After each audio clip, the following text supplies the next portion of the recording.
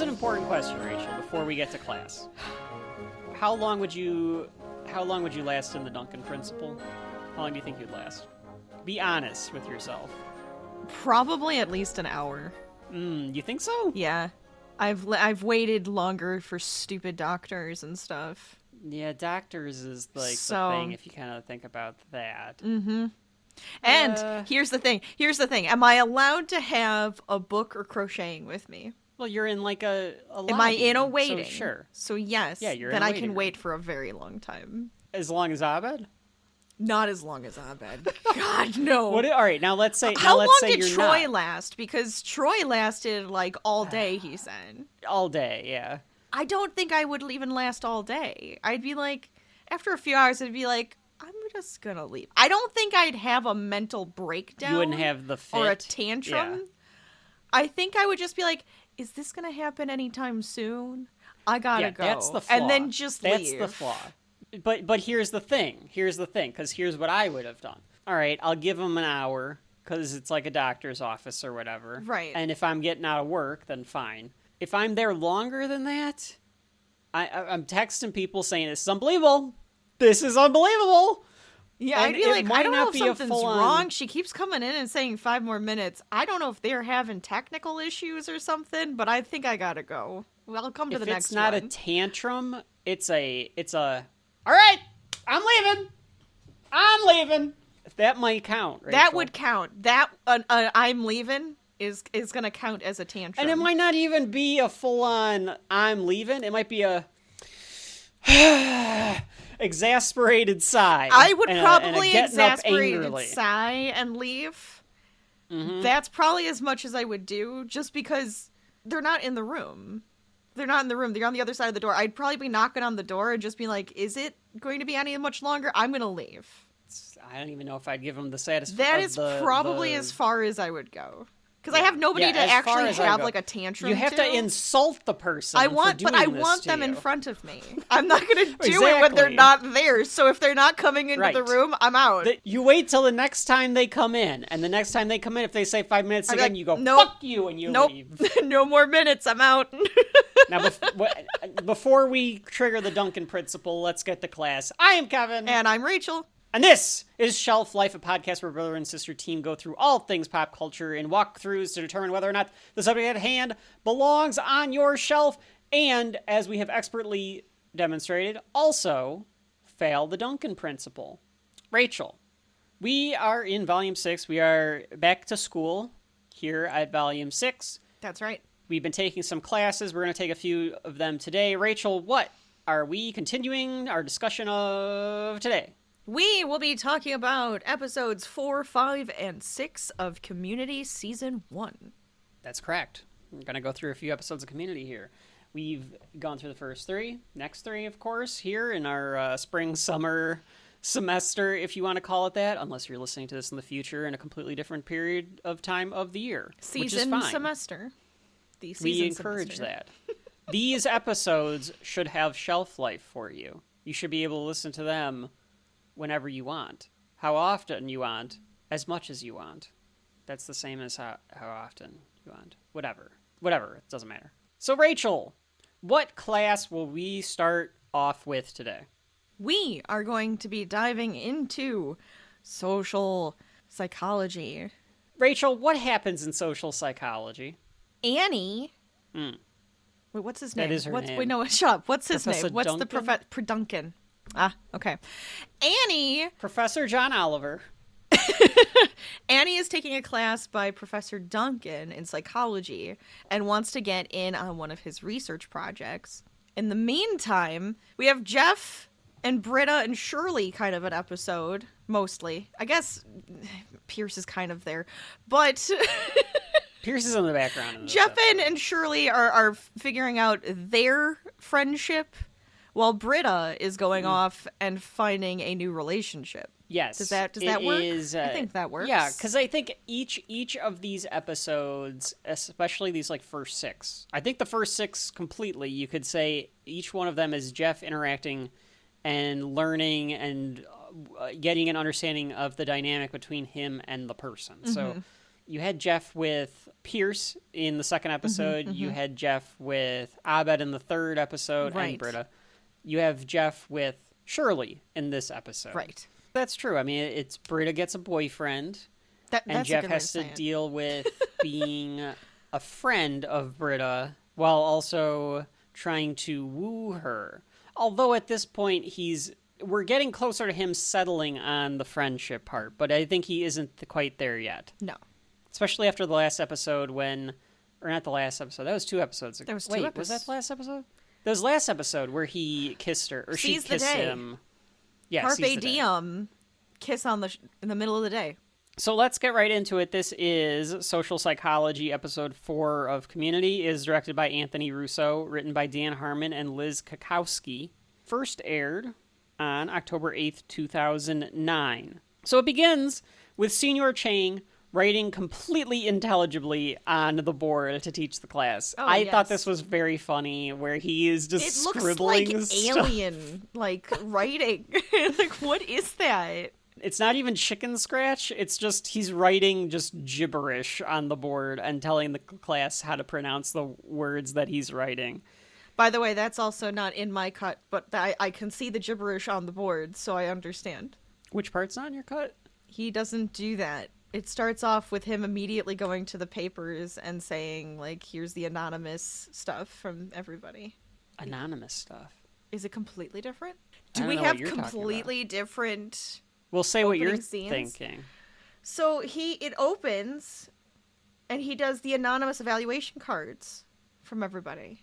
I don't know what you're talking about. You don't have that? Do they have 2 completely different scenes at the beginning here?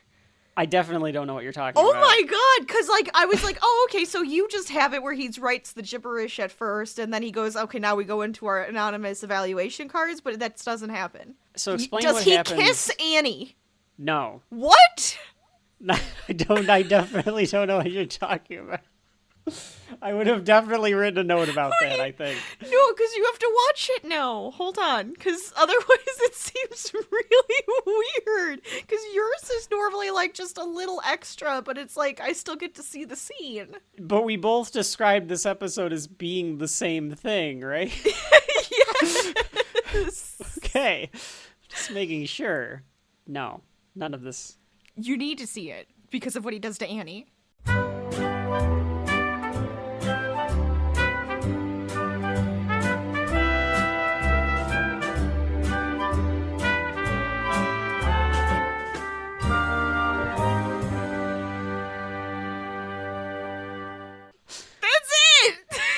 Yes, I have a completely different beginning. Okay, this is I don't even know. This is outrageous. Okay, I kind of like that part though, because for me all he does is write gibberish on the wall. It's not as alien as it looked on that. Because it looked alien on mine. It looks like gobbledygook. It just looks like somebody that's just scribbling their handwriting completely, and then he does hasta luego, and that's the end of class. Interesting. But Rachel, what you just showed me, I don't know where they came up with that.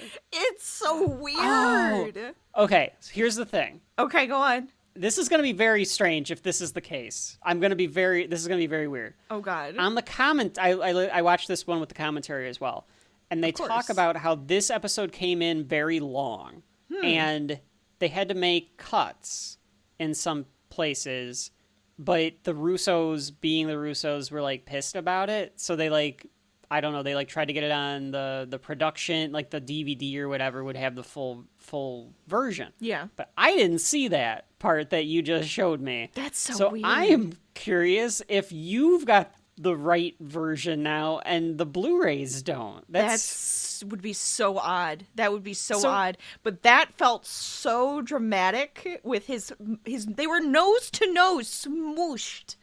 And then he kisses her on the forehead. So explain what happens for the people. Oh, okay. So Senior Chang that may or may not know what the hell you're talking about. For some reason, gave out evaluation cards that are anonymous. I don't know if it was his choice or it was just a school thing. I bet it's like rate your professor type thing. Okay.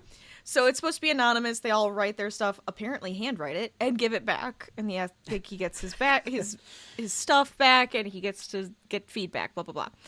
Well, he said one was outrageous and so ridiculous and racist and all of this stuff that he checked with, like, whose handwriting it was. And it must have been Annie's, because he was straight in Annie's face, nose to nose, smooshed together, saying it little, like, eyes were dotted with little circles. And then kisses her forehead. Yes. And then that's the end of that class. And that's the end of that class. Yeah. I thought that was a funny bit, though, by Ken Jeong. Great and awful at the same time. they should have kept it. Or I guess they wanted to keep it and couldn't. But yeah, that is not in the Blu-ray version, so I did not see that at all. It's so odd. That's so weird. Two different versions there. But that is funny. That bit was funny. Shirley is leaving class. Yes. And she's going to walk with Jeff, because Jeff is leaving at the same time. But he does not want to walk with Shirley. And I've been there. I kind of get it, because it can be that awkwardness where you're both going to the same place, but you don't have anything in common, or Sure. you have no idea what to talk about other than, like, small talk. Yes. That's not the case, though. Like, I thought that's what Jeff would have brought up. I thought that's what it really was. Well, I mean, he's being a jerk about it, because he's like, I just can't stand her. That's nice. Oh, that's not nice. I guess his idea is he doesn't like how nice she is, and he is a jerk. Yeah. So he's making it more about her personality rather than like, oh, well, we just don't have anything in common, and it's like really awkward to talk to her or whatever. He's just like, oh, I can't stand how nice she is. Right. Because I've been everyone's in those situations. Oh, I mean, sure. Especially when you kind of just want to be be in your own little world or something too. And you're just like wanting to do your own thing or listen to something in between classes, and then now you have this person. You're like, do I have to talk to them? Do we have to interact? Exactly. I got into a really bad habit at points, and part of it is because when you live by yourself, you just kind of eat by yourself all the time. Yeah. So when people are like, "Oh, let's want to come to lunch with us or whatever," and it's like a good thing. You're being asked to be socially active, but sometimes you're like, "I'm so used to eating by that's like when I think, sure. And it's like I need to think. I'm sorry, I can't." It makes sense. I mean, I think I actually had a person where we had a lot of classes together. Like, I mean, I talk far too much with like the people that I'm comfortable with, as I'm sure you all have figured out by listening to this podcast. So I would mostly be the opposite with my friends. I would just talk. I could, chat their fucking faces off. Oh, sure. Especially, and that is the counter side of being by yourself a lot, is when you do have people around, then you're telling them everything you have to fucking say. Oh, sure. No. I get it. It was kind of nice, because I think it was just because we were both like, we were so comfortable with each other that it was just like, we don't have to talk. We can just enjoy each other's company, walk wherever. We're good. Britta calls him mean. She calls him out for it. Yeah, she does call him out for it. And she's like, aren't you like the king of small talk? Like, you can't figure out how to like small talk with Shirley. And he explains that he is a sprinter. He is good for small jabs of wit. Yes. Whereas with Shirley, she wants to talk your head off the entire time. And so he's like, I would become exhausted, because he would run out of things to like jab her back with. Yeah, he's a sprinter. He's not he's not a marathon runner. That's right. Vaughn says hi 3 times to Britta on the quad. They're playing hacky sack, as you would expect. Rachel, do you want to explain what Vaughn is? What Vaughn is? That's right. Not who. What? Vaughn is a dude. He's an interesting dude. He is a dude. He's kind of like a hippy dippy free spirit kind of a guy. A lot of the time doesn't have a shirt on. Yeah. Plays hacky sack. No worries. He's not. I say no worries, but some worries. I don't think I'm like Vaughn. He doesn't come off as prototypical, stereotypical, like stoner hippie. No. I'm sure he's a stoner. Probably. But he's in this like weird, like he is a hippie, poetry, but he's more hippie adjacent. Like a dude man, kind of stupid type of guy. He's a dude. Yeah, he's definitely a dude. And he always says hi 3 times. Hey, how are you? How's it going? I'm gonna start doing that. I feel like I'm gonna start saying hi like, 3 times. How do you not do that? Like there, it sounds. Hi, how are you? Is that 2? Yeah, that's 2. I think I do say hi 3 times. I don't know if that counts, because like, I how think are I you? say No, hi how 3 are you times. can be a hello. Hi, how are you? How's it going? I do that. I say those words. Think about how like somebody can be like, I'm this Vaughn. is Rachel. How are you? That's a hi. I guess that's fine. You got a greeting that started with an I- H. How's $50? Seinfeld episode. They will get My to God. in 2037. Better write that down. So they walked 300 yards without any awkward pauses to their next class. And Jeff says that is a sign of a true friendship. And Britta says, I'm so glad that you're not hitting on me anymore. There's the awkward pause. And then they part ways. Yeah, and then they part ways. I feel like she forced that to happen. Yeah, she was testing him. Because she knows that he wants to hit on her. Yeah, so she was trying to see if she instituted an awkward pause, would he hit on her? Yep. Annie is talking to Professor Duncan in the cafeteria about the Duncan principle experiment. That's right. Rachel, what's the Duncan principle experiment? Does right, he yes, explain it here? the Duncan principle explain it. Huh? Does he explain it here? Or is it just like a... Oh, maybe not. Okay, well, we'll explain it later. I didn't know. We could explain it, but I mean... Let's explain it. Explain it, Rachel. Please explain the Duncan principle. Should we just tell them in 5 minutes, or... Maybe. If you know what, folks, give us 5 minutes. We'll tell you what the Duncan principle is. Let's see if it works that way. Okay. We'll come back. We'll explain it then. That's fine. And see how it goes. Well, I just figured we have to get through this. So at just least hang in first, there, folks. you know. Hang in there. Okay. Okay. She's doing her quick talking Alison Brie as Annie Edison talk, where she talks really fast and wants to break all of her points and Because she's so bubbly. really make a and she good sounds like a bubbly impression. girl. Yes. Yeah, you're doing the hands too, and she definitely does a lot of You gotta do the acting hands. as well. I didn't Yeah. really think about that. I was just doing it because I feel like whenever I talk like this, I have to do the weird hand motions where it's very fast hands. It's how Annie does it. She's only here because of a pill addiction that should have helped her focus. But instead... But all it did do... Go ahead. No, you can say it. Was help her lose her scholarship and her virginity. And really, it would really help her if she was able to take the lab for her transcripts when she's able to transfer out. And Duncan says, look, I understand, but I cannot date students. So he's completely not paying attention to her because he's Professor Duncan. Well, because Duncan. she's an 8. And in British terms, that's a 10. She's an 8? Is that what he says? Yeah. When does that happen? I don't remember this. Oh, God damn it. Are you kidding? I didn't write that down, but I no. could have easily missed that line. No, because he goes, even though you're an 8. Oh, which is a British 10, so he's very upset. No, I definitely You missed didn't have that. Or you missed it. Oh, you know what? Maybe I just missed it. Maybe I Okay, just missed okay, it. 'cause But I don't recall. He calls her a British 10, and he's very upset about it, because he would date her if she wasn't a student. So I think that's Okay. why, but he does realize that she's talking about his Duncan principle, so he's like, well, if that doesn't turn you away, then you could be a part of it still. Okay, I've actually been in this situation many times, so I'm just going to be upfront. I'm not allowed to date students. Oh. Even though you're an 8, Oh. which is a British 10. Oh. I'm angry. But if in spite of that, you are still interested, then you may join the lab. Yeah, see, I don't think I got the little bit about the British 10, because I think he just says I can't date students, but if you can bring 2 subjects with, then you can still do interesting. it as long as that doesn't affect, I have So, the good. I don't know if I have got the that good bit. cut. Because I definitely would have mentioned it's that great. as one of the Yeah, jokes. I thought that was funny. She's an 8, but a British 10. Like that. Vaughn and Britta flirt with each other at the cafe counter, at the coffee shop counter. I don't know what they're talking about, but at some point in the background, as the camera pans over to our group at another table, Britta says, I don't even know what asexual meant. Yes! So I don't know What what was they're it? She's saying. like hysterical. Yes. Hold on. What does Yeah, he she- say? Because you kind of can hear what he says. I asked politely, and then Panda took off his pants. She laughs hysterically and goes, I never knew that's what asexual meant. And I went, what? So maybe they're confusing some stuff. I don't know.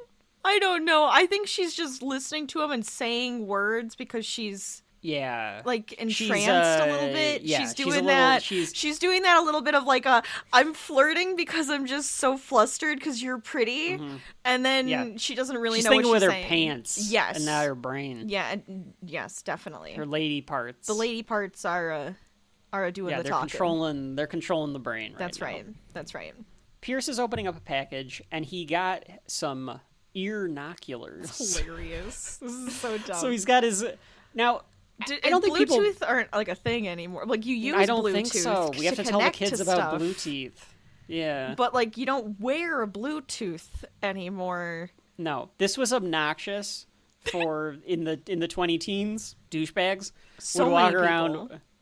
with their Bluetooth, which was just a microphone. It was just a headset. Yeah, it's pretty much just Like- a headset. You know how you connect your headset with Bluetooth? Same idea, except... Or think about in modern days when you walk around with your like wireless earbuds in, and you Exactly. can talk to someone through them. They would do Right. this, but they would make a huge deal about like Oh my anyone God. that you ever One, saw it with a was the Bluetooth size was of like their ear. shouting. Yeah, They and it were was always so yelling, big. touching their ear, pointing to it, pointing it out to everyone. I have a Bluetooth. Because it made them look important. Right. Yeah. He's got one of those on, but he puts the earnoculars on a different ear, and it looks like this little like satellite dish, and it's for spies. Makes your hearing supersonic. And Abed says, all hearing is sonic. He just walks all Annie serious comes Sonic. up. What? Yeah, and Pierce does not catch it. He just says, what? I love that little community bit. It's almost like a running Yes. gag when someone corrects someone else, and that person just goes, what? Because they're not paying attention. Right. It's a very human thing. It of is. like getting corrected and not paying attention to that you were just corrected. Absolutely. I think here, too, it's like twofold, because now he's supposed to be able to hear everything. But he didn't even hear what Abed said. Annie comes up to the table and asks the guys to join that Duncan principle experiment. You'd think that she would explain a bit of so I guess we should explain what the Duncan... Well, okay, we'll wait until we we could actually probably get to the wait. scene. Let's just Okay. wait for a few more minutes. Yeah, We got a couple that's more fine, minutes that's before we get to that part. So Annie asks about if any of them want to join, because she'll say that they'll pay you. She says that you'll get Right. like some cash for coming. Of course. And Troy says, is it for butt stuff? And she goes, no. And he goes, will they pay you extra? If they do stuff So to he's your like, butt? yes, No. it's the way that Donald Come Glover anyways. phrases it, because he's like, will they pay extra if they do stuff to your butt? If you let Like, them do stuff to your butt? If he just said, will they pay you extra for butt stuff? That's not as funny as will they pay you extra to let them do stuff to your butt. That's funnier. It's so much funnier. Abed says that he can't go because he has an Indiana Jones marathon that they're going to show. He's looking forward to 3 of the 4 movies. Right. Nowadays, he'd be looking forward to 3 of the 5. He'd be looking to 3.5 of the 5 movies. And then in the future, he'd be looking forward to probably 3 of the 6 movies. I don't think The the half dropped down. Wow. Yeah, somehow He went, the half Never dropped mind. down. The 6th one retroactively made the 5th one worse somehow. That makes sense. That checks out. Those are on the list, by the way. Annie tells... I have to say it when something I know, comes up, you're because not I haven't wrong. said it. You're not wrong. I have them It listed almost was right the- here. They are on the we didn't- list. If we didn't have to go on the side mission, it was almost the main event. That's of very Volume true. 6. It's my fault. We because we got sidetracked on our side mission. Yeah. It got pushed down the card. Oops. Annie asks Abed to come, and she's like, "Oh, but I wouldn't ask. But we're really good friends." And Abed's like, "Oh, I didn't realize that we were really good friends. I thought we were more like Chandler and Phoebe. They never really had stories together or arcs together." Yeah. He goes, "Sure, Chandler, I'll do it." Meaning that he's Phoebe And she's that's Chandler. the Joe. Yeah. Go ahead. No, I'm Rachel's just thinking. Well, I was just because I I don't know a lot about Friends, but you kind of know like the characters, like each of the Yeah. characters and the ideas of them. Who would be Chandler? Because I feel like none of them. Well, Jeff. Isn't Jeff would be Chandler because he's the goofball. Jeff is Chandler. Yeah. Yeah, that makes the most sense, I think. Honestly, she's probably the sister to the She's- other one, the douchebag. Courtney Cox? Yes. That one. I don't know her name. I can't remember. I told you I don't know anything about Friends. I can't think of it. Not Rachel. No. Not Phoebe. No. The other one. And it's Ross is the Courtney douchebag. Cox, I love you. You're so hot on that I show. don't know her name. It's not No, coming I don't to know her me. name yet. Sorry. I never really... Well, it's Courtney Cox. I don't like Friends. I like Seinfeld. I didn't like Friends. Where am I? Chandler. Chandler. Jeff walks over to Britta and Vaughn and tries to stop them from flirting with each other. Vaughn, who I do like this quirk about him, if you notice this, Rachel, he never is sitting in a chair. He will sit, but he never sits in a place that you're supposed to sit. Okay. So That right makes now sense. he's sitting on the counter Yes. of the barista. With counter. no shoes on, mind you. His tootsies are on the counter right now. Wait, are they? Yes, I they don't- are. Okay. That's Tootsies. gross. His toes.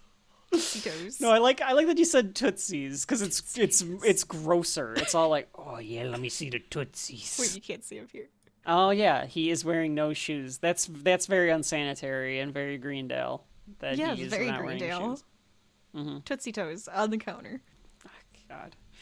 So he tells Jeff that he shouldn't drink coffee anymore. Got to get into green tea. He looks like he just got out of the shower. He does. Vaughn does. He just looks perpetually He says- wet, like Yeah, somewhat damp. I think that's supposed to be that like surfer look. I Is think that it a has thing to you be. can do though? Like, can you put stuff in your hair to make it so that I you think always that look gel. wet? There's gel that makes But it look like it's that. not- It's not even just the hair though, because he has the tan of like a surfer. Yes. Even though they live in Colorado, that tan mixed with the hair makes it look like he's like glistening, like Yeah. he is wet. That he's got like that like soft, glowy skin from the sun. That sun-kissed skin, and the salty aired water hair. Exactly. Yep. Yeah, you painted a picture. You're for all of us, welcome. Rachel. I hope it was visual. Jeff, of course, to get back at Vaughn after all of this, orders a coffee. Of course. Pierce can actually hear them because Britta orders a green tea, and he tells the group, he goes, Britta is changing to green tea, and they go, oh. So that's, I like that little bit, and I like that it establishes that the things do actually It does work. work. We cut to Duncan Yes. and the room where they are conducting the experiment. Exactly. So this is where he explains what the experiment is. well, I mean, he's like saying it's actually happening. So like the Yes, so it's already the experiment happening. is happening already. Yeah. Yeah. So a bunch of people are waiting in the room, just Yeah, 'cause everybody like, brought their two juxtaposed, people. or just juxtaposed, or like everyone's got two people. Senior Chang is one of them. I assume that was Professor Duncan made Chang do it Oh, I because would he hates imagine. Professor Chang. Yeah. Also told him I'll give you money to do it. And he just wants to, watch him go through the experiment. That's got to be what it is. I like that as he explains what the experiment is. Well, actually, folks at home, you know what? No, wait. Yeah, we'll wait. Okay. Yeah. So as he's explaining what the experiment is, all of the other students are writing it down. Yes. And writing like are He's like writing noting, it like, down. what it is. He supposed was to like be. writing something down, so then they're all writing something down, like No, verbatim it's- what he's saying. It's now what I saw, and maybe you're just forgetting like this part, is they're all writing something down, and he goes, "Oh, you're right. That's a good idea. I should write this down." Yes. Like he's no, you're never right. And then written he down- starts writing it down. like yes, he, that's what like it he does is. not have the hypothesis. No, or anything he has written this down. whole principle, right? But then he never wrote it down himself. So now he's writing the whole principle down, right? And it's crazy. It's a ridiculous principle. I mean, we gotta talk about it, but let's actually he actually tells Annie to go tell the people a couple of things before they want to so get started. They all laugh about the fact that they're already in the experiment, and the students think that it's going to be like super vicious. And he tells Annie to go tell them that they'll continue the experiment, or they'll start the experiment in 5 minutes. Right. There's that weird moment where Annie, she's like got the smile on her face, and then she like to like get into character. She gets into And character it- because she doesn't want to like laugh and be like, "It's 5 minutes." She wants to be like, make it Yeah. feel more real. And this early first season Annie is still very ambitious. So like she's Yes. okay with like cruelty. So that also has like a factor in it. But just like the way that she like does the hand, it's like so was very stilted good. and like dorky. Oh, yeah. It's like very dorky. Oh, yeah. Like Alison Brie is very good at playing Dorky because Annie. Annie's a dork. Yeah, she's a dork. Little dorky Annie. Puts a face on to go. She slips in. She literally like slides in like a spy into this room, and she's like, "Oh, Senior Chang, you're here too?" And Chang's like, "Yeah, I'm here. You don't think that a community college teacher can't use $80 or whatever Right. she says?" Yes. She does a little flirtatious hi, Troy, and then hi, Evan. as Yes, well. she says hi to Troy and I'm glad that you pointed out too, and I'm glad that they definitely told Alison Brie, you have a crush on Troy. Yes. Because She does. She says, hi, Troy, Hi, very Troy. flirtatiously, Hi, Evan. and then she says, hi, Evan, like you would like your buddy. Right. Yeah, she changes it. It's good acting. Oh, it's perfect. So she tells the group that they're going to start in 5 minutes, and Chang immediately has this hissy fit outburst. Just flips out. When you say it's at 9, it starts at nuevo. And he storms out of the room. Yep. Shirley catches up to Jeff as they're walking to another class and waits to walk with him. He tries to stop and tie his shoes so that she cannot, or that she would keep going. Right. But she stops and waits for him to finish tying his shoes. Yes. I like that little reveal because like the camera zooms in on Jeff tying his shoes and like kind of like And she's peering just waiting back. for him. And then when the camera comes back out, like there she's like, hello.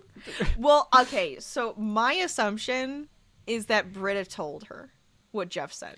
I don't think so. You don't think so, but I think so because she says, and this is why I think she says, like, I think this is why, is she goes, did you know we walk the same way after class?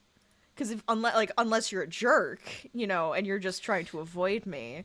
The way she says that, one, she's either just very intuitive and knows that Jeff would be doing that because it's Jeff, or Yeah, that's what I Britta think. told her, and she's just like, and you're just a jerk, because Britta would have said, he's just being a jerk. Like, he doesn't want to walk with you. I could see Shirley saying to Britta, I don't know why Jeffrey does not want to walk with me. Right. And Britta just being like, oh, maybe he's just being a jerk. I don't know. Right, But I don't that's think that true. I don't think that she would have Like, said, outright oh yeah, said he it. is trying to avoid you. Because I we don't see think that at she would the have done end that they like to gossip together, too. So, it, like, Britta part and- of... yeah, Shirley and and Britta. Britta. Yeah. So that I felt like maybe she mentions it and Britta goes, well, maybe it's because of blah, blah, blah, and, like, is kind of halfway telling her the reasons why so that she opens up a little bit more to Jeff in a I different also way. think that it could have been just more Shirley. Just Shirley being The Shirley. the gang knows that Jeff's kind of a jerk. So Yeah, like, they all know he's a she's jerk just from like, day one. if you don't want to be a jerk, you should walk with me. Right, That'd that's be also- nice. that makes sense. So Yeah, she like does the Miss that could Piggy. also be part of it. Yeah, I'm it okay makes either sense. way. Yeah. I think either way it works. I don't think either. Yeah, it doesn't I think change it really. It informs enough about Shirley. Like either way, she's upset that someone that she thinks is her friend doesn't want to walk to class with her. Right. They walk in silence. Jeff tries to bring up the kids, and I can't remember what Shirley says, but they kind of just step over each other talking. Yes. They don't know what to talk about. Shirley says something about Vaughn. No, she said something about Pierce first. She Oh, says something about Pierce Pierce. isn't Something exactly about right in Pierce the head, first. is he? Yeah. So then Jeff makes a joke, and then Shirley makes another joke, and they figured out how they can bond by Yes. making fun of people. Yep. I hate to say I've been there, but I've kind of been there. Not like making fun of like people, but just making fun of like people watching. Oh Like, yeah, sure. like just later people on- watching and gossiping and It's like That's it's a a fine natural little thing for place people to to do. start. Yeah, like if you're not quite sure what you're gonna You talk mention about, stuff talking around about your you. surroundings. yes, Yeah. absolutely. Making observations of your surroundings kind of works. Mm-hmm. It's also a good way to weed out people that might be jerks or racist or something. That's also a like very that, good point. Depending on how That's they a answer. very good point. Because even at the end, when Jeff walks by that one guy who's wearing like the green bird pants or whatever he's got on, or like the floofy pants or whatever the guy's got on, and he says Shirley would have had something really funny to say about that. It's almost like he's lamenting the fact that he doesn't have somebody to be able to like do the people watching at Greendale with if Shirley's not there. Mm-hmm. So, and I completely understand that. It's not like the most healthy thing. They're toxic. It's a toxic sure. relationship. Oh then. yeah. But it's fun, and they like have fun with each other. So they are starting to bond with making fun of people and gossiping. As we go back to the experiment, Duncan is pointing out some of the different examples that he has for the experiment, which I guess now we could probably tell. Well, let's wait until we keep going in this, and we can probably explain. a Yeah, little bit it's more about the probably experiment. better to explain it a little bit later. He talks about how there's a shouter, a Yes. stomper, a whack job. The little one chases I- the big ones. What is the point of this experiment, Rachel? What is he trying? It's What psychology. is? Okay. You're just trying to get in the Okay. heads of these people, you know, and understand them, observe. This is an observation. Oh, okay. Right. Okay, that makes sense. Folks at home, I fear that the folks at home would understand that. That's as much as because they with could his possibly theory, need. the theory that he has is Right. the Duncan which theory. we've explained.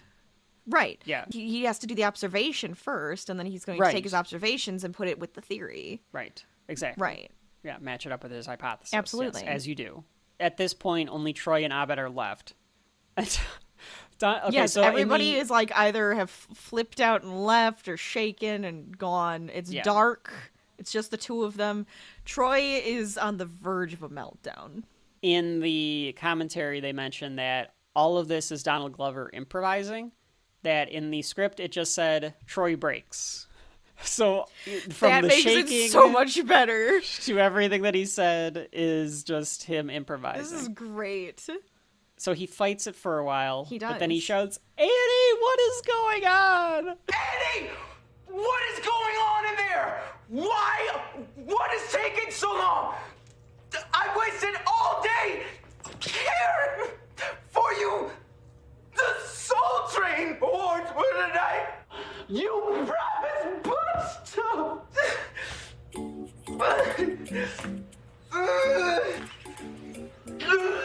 And he's out. We got him. And then he does this crawl out, and Rachel, we were trying to explain it earlier. It's like You promised butt stuff for first. Oh of yeah, all. you promised butt. Thank stuff. you. Okay, now go on. This crawl that he does, Yes! I said that it's like a dog stretching in the morning. For the or a cat, I think they both do the same stretch. If you have a pet that is quadrupedal, A quadruped. and you're like, okay, you're getting up in the morning, here we go. They like spread those legs, but he does it like a bug that got like. They're like he has bow legs, like his knees are out. He's like just dragging from like his knees down or dragging, and then he's like got his arms doing like I don't even know how to explain it. Like his hands are to each other, and then he's like just crawling his way out, but like holding up his stomach. There you go. Yeah, And he's hunched. It's very awkward. He's lost the Wonderful. ability to walk out. That's at right. this He point. couldn't walk. He had to crawl awkwardly out that door. As he leaves, Annie looks contemplatively, though, because he shouted to Annie, like, Annie, I'm doing this for you. Right. What is going on? Why aren't you explaining this? So I think that she's beginning to feel upset that Like, maybe maybe I shouldn't have done this did to a something friend. she shouldn't have. Yes. Jeff and Shirley are talking on a bench with each other, and Shirley thinks that Britta and Jeff should be together. Two cute white people going together just seems right. He says, we're not pandas. Like pandas in the zoo. Like they're just like, well, we're in the same place. I guess we could just be I guess together. guess this is what we gotta do. They turn and they see Britta making out with Vaughn on Yes. the grass. Gross. And of course, so Jeff kind of looks away and Shirley goes, there goes the shirt. Yep, she's just watching. She's getting a show. Jeff is sad at the vending machines when Britta comes up. And in the commentary, Dan Harmon was like afraid that they went to Jim Halpert with him. That is the way that he phrased it. Interesting. Because is Jeff upset because he's in love with Britta? And it's like, no, he's not. He might like Britta. He might have feelings for Britta. Yes. He does not love her like Jim Halpert loves Pam. No. But it's more that he lost. Yes. Because he's allowed himself to change into someone that has friends with women. It's a very good and point. because he always was this guy that conquered women, did not treat women as equals, or at least sexual prospects of women as equals, that now that he's let one get away. And that's more what could be distressing him. Now, I think it's a mixture of he has to figure out how to navigate a friendship with a woman versus it being a sexual conquest, and that was his first thing. So, like, his ego's taking a hit. Yeah. But also, he likes this person both as a friend and potentially as some sort of romantic involvement. So, I think Dan Harmon's right, but I think he's also selling it short a little bit because of what he probably intended versus, like, what we know as all the characters grow and stuff, too. Exactly. I don't know. But it's definitely, I don't think that, they Jim. went too far or anything like that No. by having him be like upset at the vending machine, especially if you think about it in that context. Right. I definitely like the idea of it being him upset about losing. I think that makes a lot of sense to me. He is becoming a better person in some ways, but at this point, he would be more upset about losing. He's a lawyer. He's super competitive. Right. He thinks that he has a huge ego. He so knew the competition was Vaughn when they were flirting at the coffee bar. He knew that Right. second. All right, I got to get her away from him because I want to win still. But he also acquiesced to being a friend with Britta Absolutely. too. So like Britta comes up and says, how you doing? And Jeff is like, oh, hey, do you want me to check you for grass stains? Which I thought was a funny line. She says that she didn't want to tell Jeff because she thought that he would make fun of Vaughn and her. I mean, she's got him pegged. Like, of course he was going to make fun of them. Right. And I guess Britta's just like, I really didn't want to deal with you making like little jokes about stuff. I just wanted to live my life or whatever and not have to deal with ridicule for it. Mm-hmm. And Jeff tries to swallow his pride, I think, here, because he's like, oh no, that's what friends don't do that. I'm not going to like... Now, Jeff should be like, hey, I'm supportive. Like, you seem cool. And then if it seemed bad, he could... I like the idea, If it and we'll get into it as this... or if it hurts her in any way, then Right. you have to say something. If it's bad for you, you don't matter. If it's bad for your friend, that's when it matters. Right. I like the way that this episode goes, though, Rachel, because it could have gone that way, where like, oh, now Jeff finds something out about Vaughn, and he needs to... Now I have to tell Britta about Vaughn, but I've told her, like... whatever, and then she's just going to think I'm trying to break them up. Right. But this is Community, so they twist it so that it is almost a little more real world, where our characters are not going to be the heroes all the time. Right. Because Vaughn is a hippy-dippy guy. He's a dude, but he's just a nice guy. Right. He's a nice there's nothing guy, wrong but with he does him. really... He's just a nice guy. Like, really corny, goofy stuff. Yeah. Is the problem. Well, it's not even So a problem, there it's is- just his thing. So there is no, like, reasoning for Jeff to be a dick. No. He is just a dick because he is a dick. Right. Yeah, because, like, when we find out later, like, Britta goes, it's just becoming kind of relationship-y, and she doesn't like that. It doesn't, like, Right. It's not the stuff he's doing. It's just that it's relationship-y, and she's non-committal. I think she thinks it's like a fling. Yes, She well, that's thinks what that, I like, feel like that's all she ever wants is a fling. Yeah, I think she's, I don't she just think likes I think flings. she's non-committal. Yeah. She's very independent. Maybe they should hang out sometime. And Britta's like, yeah, that's what I want you guys to like be able to hang out with each other. And Britta says that what they were doing on the quad was tacky and you won't see it again. I feel like Britta almost thinks like I'm too old to be doing that on the quad too. Might be part of Probably. her. Yeah, that's weird.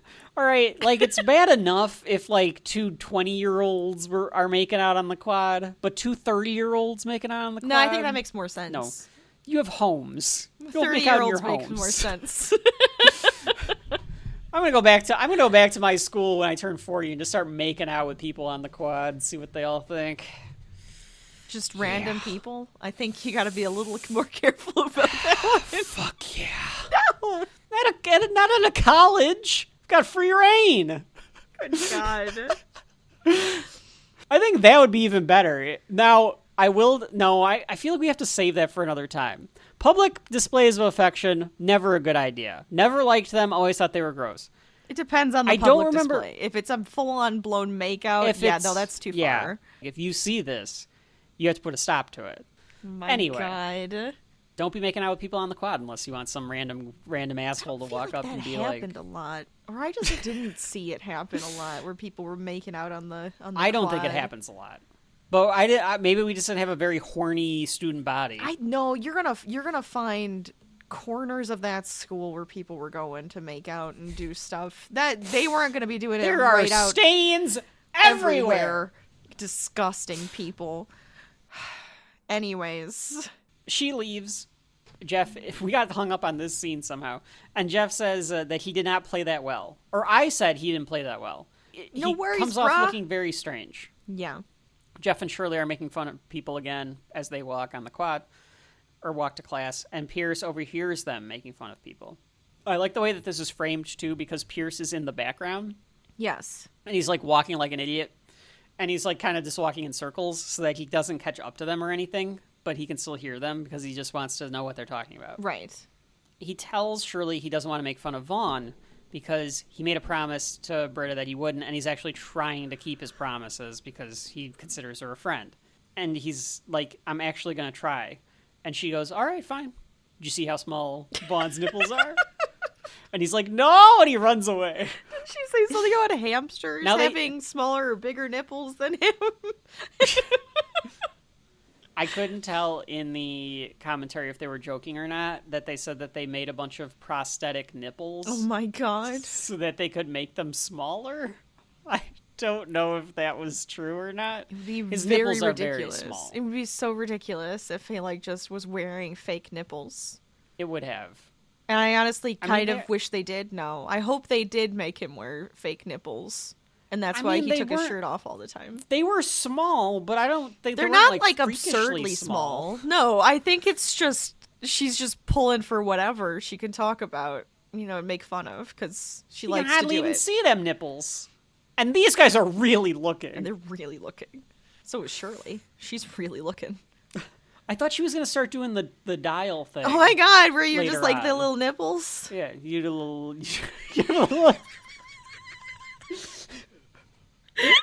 You give him a little turn the dial. Brother and sister team. podcast, yeah! We are your favorite brother and sister podcast, second only in downloads to Arthur and DW's Arthur podcast. And I guarantee you they're not talking about twisted nipples. They would never. They would never. But they better be the only one topping us right now, because that's the only one allowed. And even then, I'm upset. We've invited them on the show. We have, and they are very welcome. But we definitely have to. We can't be twisted nipples if they're going to be on the show, Kev. Okay, we can't. It's going to be we're doing fucking Salo or something for them. So anyway, Abed is the only one still sitting at the experiment. He's the only one left. The TV says 26 hours. So Abed has been sitting in this chair staring off into space for 26 hours, because of course he is. Because of course he is. And Duncan is saying that the experiment is failing. They're like, okay, go do it again. So Annie walks back in to the room and says to Abed that it's just going to be another 5 minutes. I like that Annie is like very disheveled at this point. She looks like she hasn't slept. Her hair is up, but kind of greasy and thick looking. Yeah. She looks like sweaty and stuff too. Oh yeah, absolutely. And she tells Abed, okay, it'll just be another 5 minutes, and he goes, okie okay. dokie. Garrett is here, Rachel. Garrett is here. That is right. It's the introduction of Garrett. Garrett is like this nerdy, big nerd, big kid, white nerd kid, a Poindexter, a Millhouse. Absolutely. He goes, Professor Duncan, because that's how he talks. That's how he talks. I'm sorry, but this guy's not going anywhere, and I have classes to take. I have to leave. And John Oliver's line hit me so hard this time, and I don't know why, because I don't remember it hitting me this hard, like, when I've ever watched this show in the past, but he goes, sorry, this guy's not moving. I have classes to go to. Go! Fine, go kill John Lennon again, you loser. I thought that was so funny. Just the way that he calls him a loser. Oh, yeah. Is just so good. Right. There's ways to call people a loser with just that inflection, and the way that he inflects on this, it tickled me.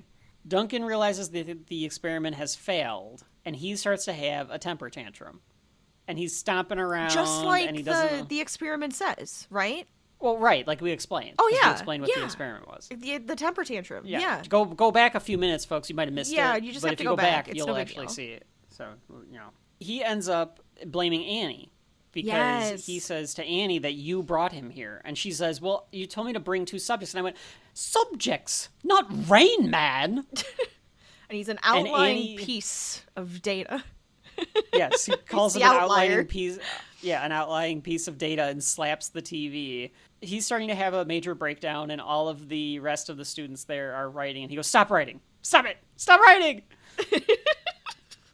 They're all observing the new subject.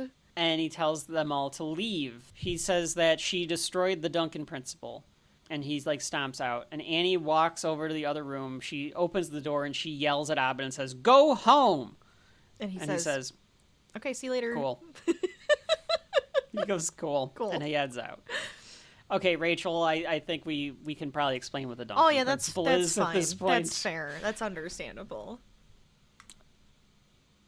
Oh, you want me to do it? Okay, so Jeff tries to go. No, I think we. Yeah. All right. That's our joke. That was a very lame joke. Go ahead, Rachel. it's supposed to be the longer someone is waiting that they're going to eventually and more like so break down emotionally and be dramatic. Which, like, and have of a temper course they tantrum. would. Like, Of course. How does he get to have his own principle based on that? I mean, I guess that's kind of the idea, right? Usually with like scientific method and like psychology and stuff, you want to take something simple that seems obvious, but then you want to understand why. True, you have to prove it out. You have to prove it, and you have to understand why. So yes, of course, we all actually- know that's gonna happen. Eventually, you're gonna snap if you're waiting forever. He should actually be kind of excited. That it's working.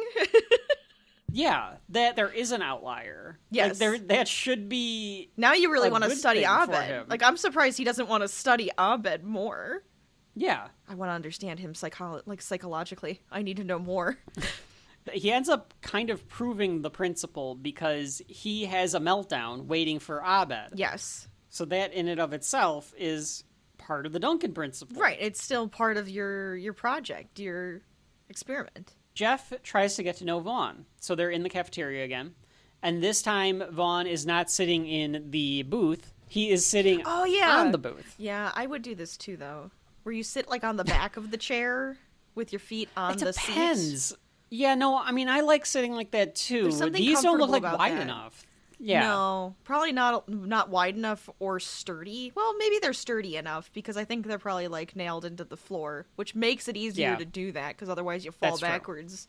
I just like that they give Vaughn these little idiosyncrasies it's like great. that. Like he's a He's a quirky. tertiary character, a secondary character, but like you give him some quirks and it amplifies this dude character a little bit. Absolutely. We learned that he does ultimate frisbee at the senior center with the seniors. So again, he's like a good guy.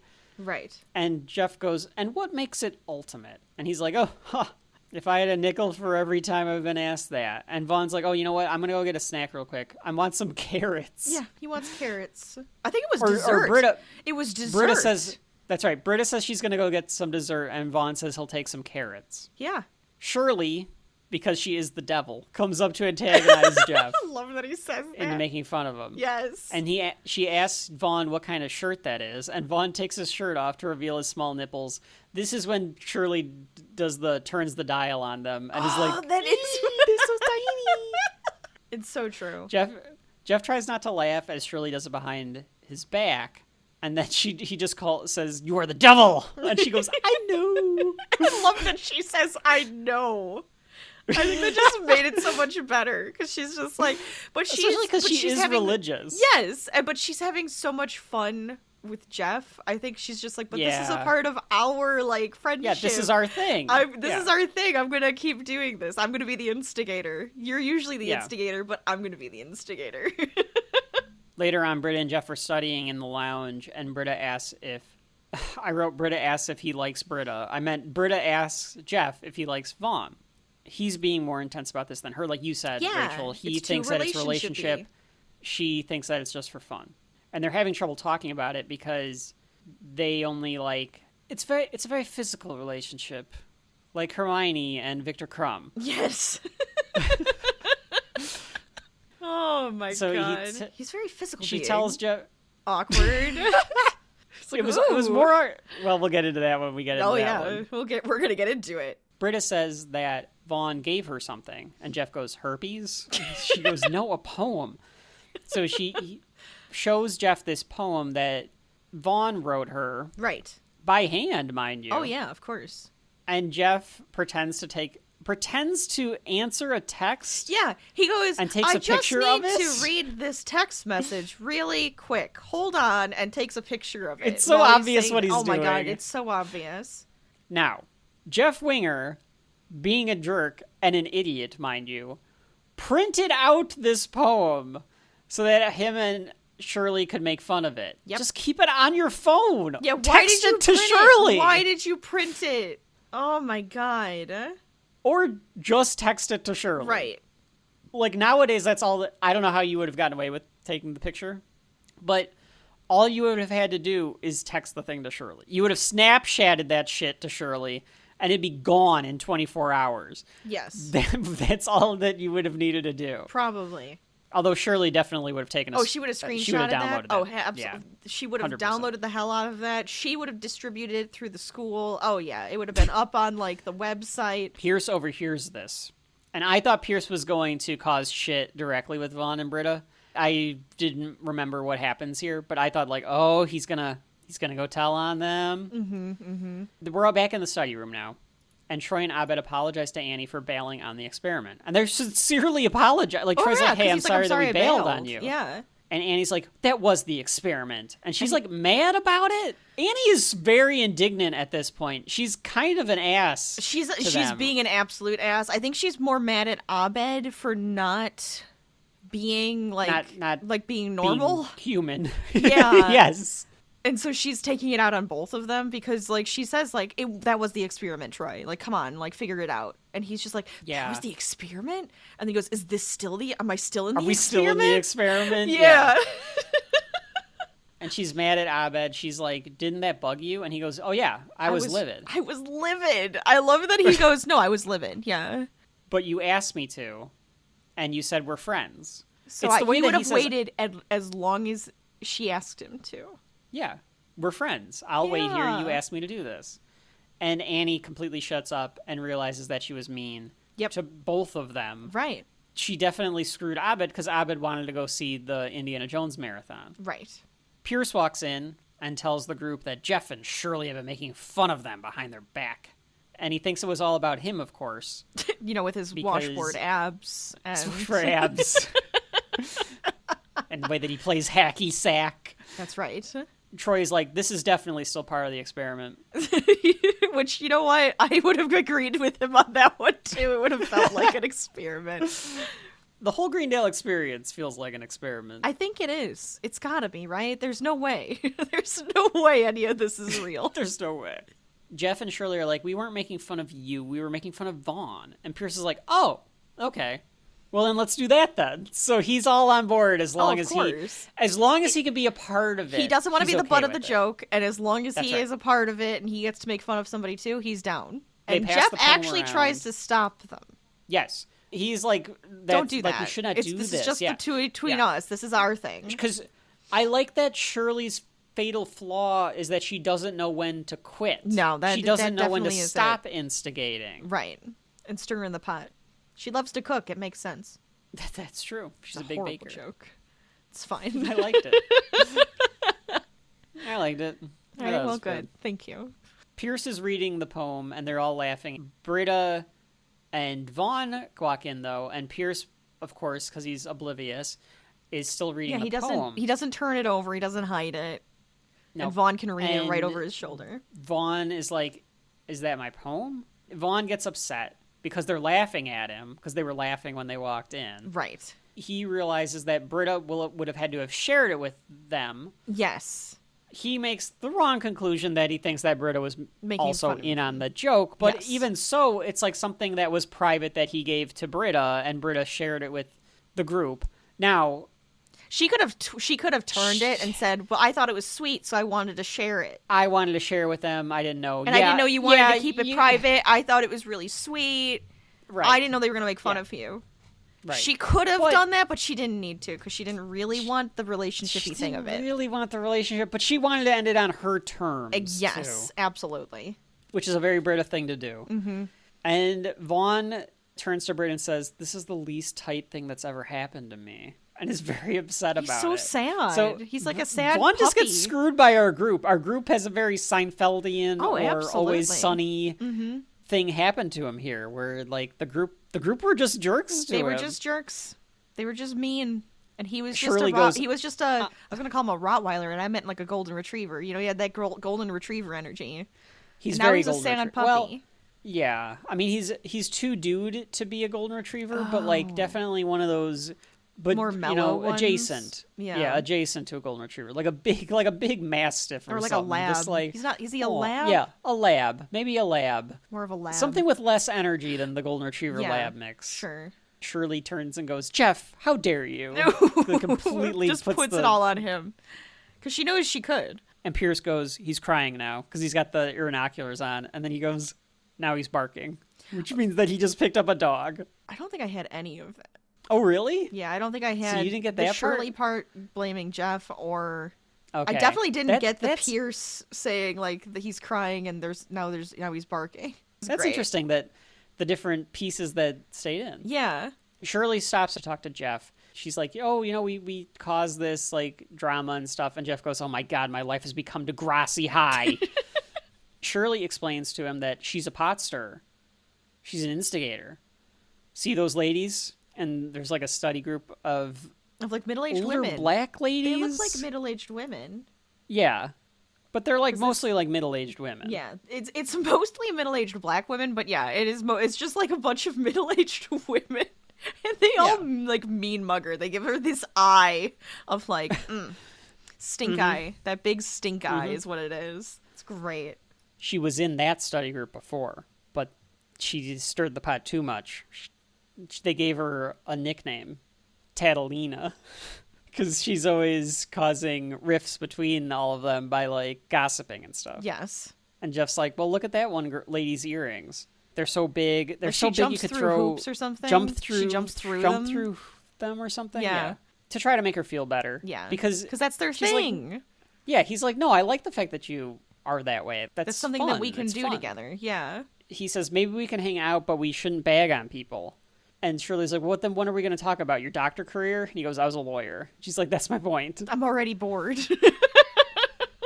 And they kind of agree to part their convos. I kind of wish that they said, like, we can bag on people, but we can't bag on our friends. That should have been the fine. conclusion. Sure. Yeah. We can bag on strangers. That's fine. People You you'll make never fun of be people behind their backs. together. Folks at home, you can make fun of people behind their backs if they don't know you. That's just good old-fashioned people watching. That's just people watching. That truly is just people watching at that point. She tells him about Britta and her sex so she dream. tells Jeff. Britta had a sex dream about Jeff. So he still has a chance. Because she knows the score with Jeff. Oh, yeah. And Jeff wants details. And he's like, and details, details! And she like runs she just away. runs off. Annie got Abed a gift to apologize to him. It's all of the Indiana Jones movies on Blu-ray. Well, the first three. Yeah, only the first three, the good ones. The fourth one blows. Abed thinks they have shelf life. That's right. We know Abed has shelf life. Well, okay, no, hold on. Abed we know definitely Abed has a gives. shelf. Abed definitely has a shelf, and Yeah. Indiana Jones, the first 3 episodes, are on the shelf. First 3 movies. First 3 movies are on the shelf. I was gonna call them episodes. They're not episodic. I already did that with Star Wars. And Steven didn't think it was a good idea. But no, he definitely has. He has the Indiana Jones movies, and he definitely has a lot of seasons of Inspector Spacetime up there. Oh, absolutely. I would think. Yes. Him and you both, Rachel. Yes, me and him both. Yes. We'd have fun watching movies and shows together. He also likes what's the B movie that he really likes? Cyber Punch. I think it was Cyber Punch. I don't remember. We'll get to it. I don't remember. Anyway, Annie asks Abed if they're cool, and Abed goes, "We're cool." They're apparently, it was a deleted scene in this. I don't know if you got this one, Rachel, where Duncan walks up to them. Okay. And Duncan says, "Annie, you're brilliant. You did prove the Duncan principle. This worked." Because he realizes that he proved the Duncan principle by having his hissy fit. Right. And he asks Annie to come do another experiment. Like, he wants to do another round. I can't remember if he says he, like, wants to bring Abed or something, but, like, he wants to, like, write up this paper and, like, do the results and stuff. And she passes, and she says, "Oh, I'd love to, Professor, but I have to go watch some movies with my friend." Aww. Her and Abed leave, and to go watch Indiana Jones together. Cute. Would have been nice. It would have been nice. Like, I like that. punctuation on that. Right. Yeah. Anthony Russo, I think it was Russo, was upset that was cut because he just thought that it was like a good just way kind of, like, to wrapped it close up. that. Mm-hmm. Yeah. Yeah, I didn't have that. And it makes Duncan the villain. It does. Duncan, but he kind of should. Duncan was trying to be more amoral in the pilot. Mm-hmm. At this point, you get more of a sense that he is more villainous, Right. than he let on in the pilot. Vaughn broke up with Britta. Britta is pissed at Jeff, as she should be. And Jeff says, "I'm sorry. I was in a tough position. I'm not used to being one of the girls." He doesn't know how to talk to a woman about their relationships. Right. Which it can be weird. It can be tough. It would be really when weird. especially when you like her, like you have those Yeah. feelings for her at all. It's going to be like awkward to have to navigate that conversation, especially when she was even hinting at the fact that they were physically like intimate. I mean, this is a Seinfeld plot, if there ever was That's one, fair. between Elaine and Jerry. It's definitely more Elaine and Jerry than it is. And they eventually had to figure out how to deal What with are it. their names from The Office? Pam and Jim. It's Pam definitely and more Jim. Yeah, Elaine no, and Jerry than Pam it's and Elaine Jim. and Jerry. Yeah. I mean, there's a fucking episode about that in Absolutely. the second, or no, in the first season we covered it. Yeah, we covered it. that episode Yeah. where they are trying to figure out how they can talk to each other about dates and stuff like that. Right. It's very similar to Yeah. this, and I think that was like the third or fourth episode too. We're establishing these things. We have to establish it like they are establishing it in their own relationships. That's right.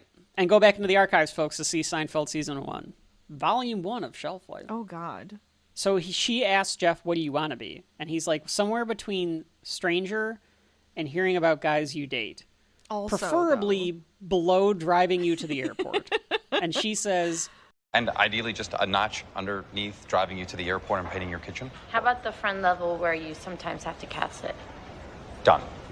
Well, "I like cat sitting that. is I like easy. that. That's like where they've figured out where they're gonna be on the friendship totem pole." Right. It makes sense. It makes a lot of sense. But now we cut to Vaughn. He's playing hacky sack. At the very end of that scene, Jeff goes something about Shirley. Oh, he says something about Shirley to get back at her. Like, yes. Shirley was the one that did the poem thing, and she goes, Yes. "Damn it, Shirley!" And he goes, "I know, she's an She instigator." says, if I'm occasionally naked, even if I'm occasionally naked in Oh, that's your right. dreams, Yes.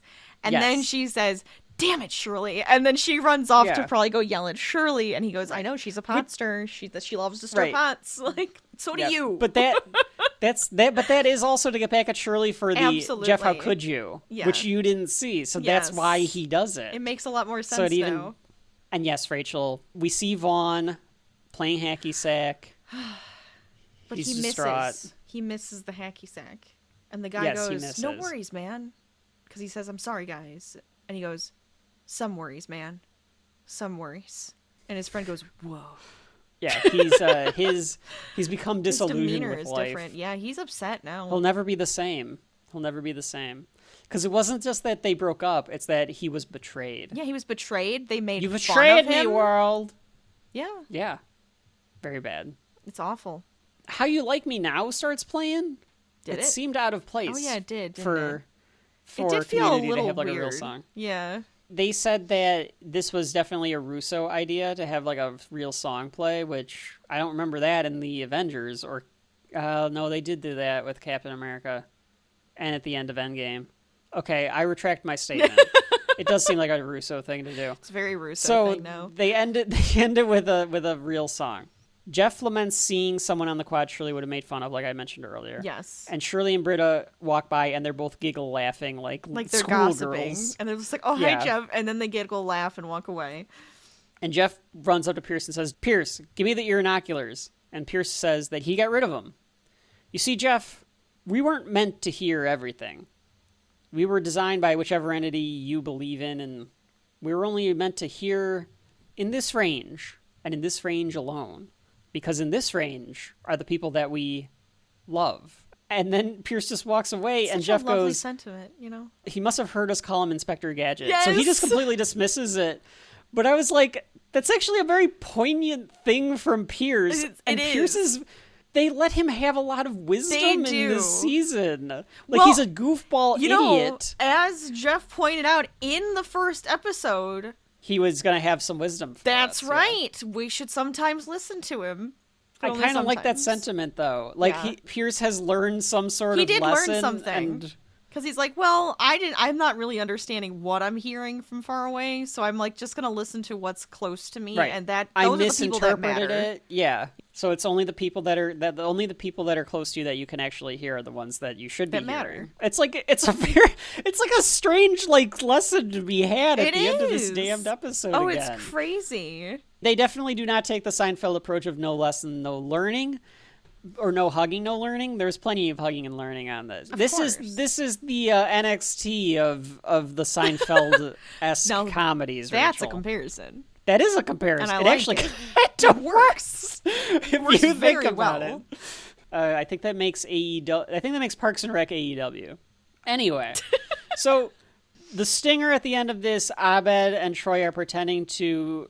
They are voices. truly people watching together. They where are they're people doing watching. voices and Yes. being a bit racist and ridiculous. I am Saddam Hussein. That's I the believe one. is how they do the one. Yeah, because he's got black hair and a mustache, That's right. and it was 2009. There's like Nice a to bunch meet of people you, started doing a dude. bunch Yeah. of voices. And then it's like, oh, I don't mind being a housewife. And they're just doing all of these things behind glass, right? Yeah, they think that they can't hear it because they're behind the glass. But then Jeff But comes it's Greendale. by. And it's cheap, yeah. So Jeff comes by, and they say something about like, "Oh, I'm Jeff Winger. I think I'm so cool. I'm 40." I'm Doogie And Jeff- Seacrest is what they say. Yeah, I'm Doogie Seacrest. Yeah. And he goes, "I'm not 40," which he wasn't quite at that point yet, but he was close. And he goes, "I can hear you, morons." They all They'll look just up kind at of them give because him a they glance. just Yes. yeah.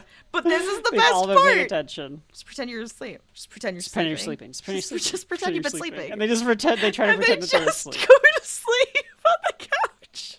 There's just something about the way Troy goes, just pretend you've been sleeping. Just pretend you're sleeping. Just pretend you're sleeping. Like that'll just solve all your problems. And it will. Folks at home, try that the next time you get in a jam. Just stop pretending like you're sleeping. It'll be fine. That's It'll be right. fine. Have you ever done that, Rachel, where you're in public and something embarrassing or something weird happens around you and you just ignore it completely? Yes. Yes. And you're just I like, do that oh, all I the didn't time. see that. I didn't see that. Was I must not have privy missed to it. this information. Because I it would have be not embarrassing seen or it. weird, and you're like, I didn't see it. Sorry. I Oh, didn't see it. especially if it happens to somebody else, something embarrassing happens to them, I just go, I didn't see it. And now that should help them feel better because I didn't see it. I saw nothing. I don't know That's if right. you've ever done that before, where like it was something. Yeah. Yeah. Of course. Yes. Anyway, that's the end of social psychology. We found out a lot about ourselves in this particular walkthrough. Rachel, what did you think about social psychology? For some reason, I forgot that we do this. And my brain just empty. Just like I was not prepared for you to ask me what I was. I prepared for you thinking. to ask me what I thought of it. So stupid. No, I like this one. I think it's kind of fun. It's showing the development of character relationships and whether it's a friendship or getting over the fact that you have a crush on somebody or even like their own dynamics of being in a physical relationship with somebody else, you know. We get to kind of see all of those things. It even shows the relationship between like Annie and Abed growing and changing, which is really nice, and I like that. Plus, it's just funny. I really like the Duncan principle. It makes a lot of sense, you know. Oh yeah, makes a lot of sense. I don't know. I kind of like this one. I think it was fun. I liked this one more than I remembered liking it. Oh, Vaughn's great. I thought like Sorry. Vaughn's a fun character. I thought I was going into like, oh, it's like this one's like middling. Thinking it was good. It's not as good as like filler. probably the one before it. Like Introduction to Film, I think is better. Well, that one's more like emotional. Sure. Yeah. Yeah, absolutely. I thought that this was all right. I did go in and I now coming out and I'm like, oh, that one was actually better than I remembered. So I thought it was okay. I actually like I like the Shirley and Jeff team up. Yeah. I like that. I like their dynamic. I like Right. that they bond over gossip and They humor. find their niche. Yeah. But I actually really like the Annie and Abed stuff. I like Yes. Annie realizing that she's become friends with these people, so she should treat them. She can't like treat friends. them like a social experiment. She has to treat them like friends. I liked it. It was all right. So yeah, we have passed social psychology. We will take a quick break to get to our next class. Rachel, what is next on the agenda? Because next up is advanced criminal law. Oh, that's a hard class. It sounds too. exciting. Okay. Yeah. Well, let's head over there, and we will be right back.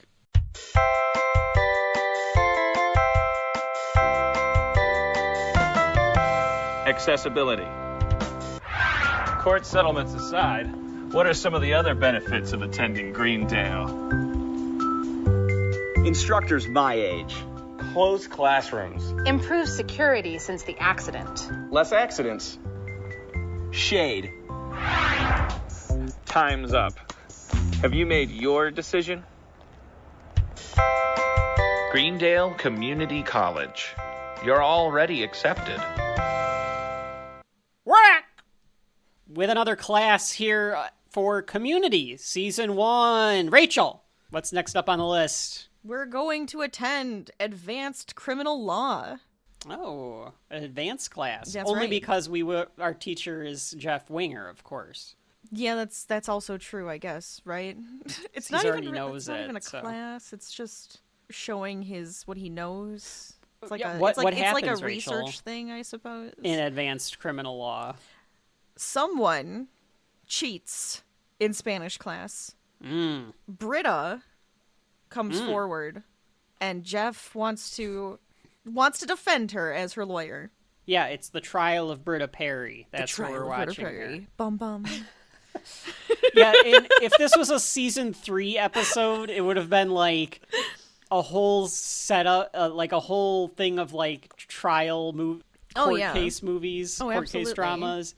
It would have been like a parody of fucking To Kill a Mockingbird or 12 Angry Men or something like that. That would have like, been fun. I would have liked that's a 12 Angry Men one. We need more. Yeah, of actually, that would have been pretty. That good. would have been But great. yeah, like if this would have happened a couple I could seasons see later, that now. I kind of that's wish they would have done absolutely that. what would have happened. Yeah, absolutely. It would have been great. Instead, it's more of one of your straightforward episodes. Like we've said, the first half dozen to a dozen episodes are all about establishing these characters together and figuring out what dynamics they work as a group. And this one features Jeff with Britta, right? But in a different context than you've gotten Jeff with Britta in some of the other ones. And honestly, Rachel, with this one, I was close to asking you if we should turn our key, or if you wanted to turn your key, because I would be okay with turning mine. What key? The should we pass on a full walkthrough key. You almost wanted to do that. Interesting. I was close to it. Interesting. Let's get right into it then, because this is Advanced Criminal Law. It first debuted on October 15th, 2009, directed by Joe Russo, written by Andrew Guest. Definitely a Dean, Chang, Duncan heavy episode, for sure. This one is, Rachel. They almost take center stage away from the study group. Comparatively, like you're getting more of them or like what they're about in this one. Yeah, versus I guess that's the other true. members. It's kind of like what the other half is doing outside the study group. Oh, you didn't? Yeah, you did sort of mention the sub B stories, which are Pierce is helping Annie figure out the school song. Yes. And Abed is learning about messing with each other. Yeah, like how do you mess messing with your friends? Yeah. Which leads him to try to convince Troy that he's an alien. At the beginning, the dean is giving announcements. He is reminding everyone that Luis Guzman is the alma mater, or is their most famous alma mater. Right. And that they are dedicating a statue to him. For the folks that don't know, Luis Guzman is this character actor. Yeah. He's in a bunch of different stuff. He has this particular way of speaking. I always think about Luis Guzman. You know what I'm talking about. I do know what you're talking about, yeah. His most recently I saw him in was the most inappropriate casting of him, the most miscast I've ever seen. Oh no. Where he's Gomez in Wednesday on Netflix's Wednesday. That was interesting. And it's like, why the fuck is Luis Guzman Gomez? That was a really interesting choice. And people were saying it was because of the original like drawing of him where he's like short and stocky. Okay. Yeah. So that's why they went with him on that one. Okay. Mm-hmm. I guess that makes a little more sense because I think of Gomez, I think of Raul The original. Julia. Like, right. I think of a suave yes. fucking Gomez, not tall, fucking suave, Luis dark, and handsome. Guzman. Yeah, I thought it was a really odd take, but I was like, you know what? That's fine. Go a little different. That's cool. Did you notice that in the previous episode that the statue is already there? I didn't see it. I missed that. In one of the scenes. Yeah, it's like in the background you can see the Luis Guzman statue's like already been revealed. I think it's because they filmed this first. In a different order. After. So they already made the solid gold Luis Guzman statue for the show, and then they just couldn't move it. That makes a lot of sense. That's right. Yeah, so I don't know. I mean, I guess you could interchange a lot of these episodes. You probably can interchange the first 2, but you could kind of interchange 3 through 6. Or at least 3 through 5, and it wouldn't necessarily change your reading of the room or the characters. Right. Anyway, in the commentary, Dan Harmon said that he originally wanted it to be Mark Hamill, and he asked Mark Hamill if he would be okay with being the alma mater of Greendale and getting the statue made out of him, and then of course it would look more like Luke Skywalker or something stupid. They would. Mark Hamill, according to Dan Harmon, Mark Hamill wrote back like a very nice letter being like, I get it. I get what your joke is. I completely understand. I do think it's funny, but I really don't want you to make fun of me on the show that way. Aww. So he was like, all right, that's fine. And so he turned it down. So I mean, you have to have like, I guess you just have to be in like that mindset of being okay being made fun of in that way in a show like this, which I think would be fun. I kind of wonder what it was, because Mark Hamill does have a very good sense of humor about himself. Like, he very much does. So I just kind of wonder how it was pitched or what he was thinking of, like, what the derogatoriness would have been. Yeah. Or just does he think that it was too cliched or too, like, obvious maybe or something? I don't know. It's an interesting thing that Harmon brings up, and I don't remember if he goes into any of, like, the why that Hamill said he turned it down. He just said it was a very nice letter, and he was, like, very understanding and, like, said, it's good writing and it's a good idea. I just think you should go a different direction. Just not me. Don't make fun of me. Luis Guzman is funnier because it's more niche. It's more niche, and he just looks like a fun character as a statue. Yeah, niche. Niece. He's not a niece. Yeah, he's funnier as the statue. He's funnier as a statue. It's great. Yeah, because he's got his big beer belly. He just looks like a dude. Big belly. He just looks like a dude as a statue, which is perfect for the humans. But we'll get to that. Well, I like that the dean has a picture of him behind him in the office. Signed. And he would go on to guest star on an episode. I don't remember if it's season 2 or season. It's one of my favorite ones, but we'll get to that way later in the Shelf Life journey. There is a cinematic shot of Duncan going to work. The camera follows Professor Duncan as he enters into the offices and walks in and is listening to the dean and looks like pissed off about the fact that he's there and everything. That's gotta be a Russo thing, of course, that tracking shot and looking more cinematic. Absolutely. The dean says that there will be a brand new school song. So he thinks it's going to be cool, and he's like trying to do something that he thinks is cool. And the dean says, feels like a real college to me. So he knows that a real college would have a school song. So he has to come up with a school song. Duncan stops Jeff in the hall, and he asks Jeff, how's it going being a student at Greendale? And Jeff says, it's probably a lot like being a teacher, but I get to leave. And Duncan is inquiring about Britta. He wants to know if she's single or if they're involved, or however he phrases it. Yeah, it's something about them being involved. He says, I know that she has a ridiculous name, but other than that, I love that everybody dunks on Britta's name. It's like, you made the character. Why do you keep making fun of her name? That's why. Exactly. We made the character to make fun of the name. He's trying to figure out if he can hit on Britta, essentially, which I think would be in violation of some sort of ethics thing. I thought he already said he can't hit on students with Annie. So why is he like, that's right. You know what, Britta's okay, but Annie's not. Well, it's Professor Ian Duncan, Rachel. He is a kind of a hypocrite in many ways. If by the end of the season, you definitely figure that out. Yeah, I feel like he's already acting this way. A little bit. Not too much, but a lot more in this one. But that's a good point, Rachel. That is a bit contradictory to what he told Annie, that he can't date students. Right. But maybe Britta's not in any of his classes. Maybe so Britta's maybe he feels like... also not an 8. Maybe there's like, he has a standard where it's just like, well, if they hit a certain number, you know, since Annie was an 8. It can go past his... Right. Do you think Britta's go over higher than an 8? Is that why he's just like, hold up, you know what? I will break the rules for Britta. It's a great question. See, I have feel to ask like these Duncan. things. I feel like Duncan would put Annie rated higher than Britta.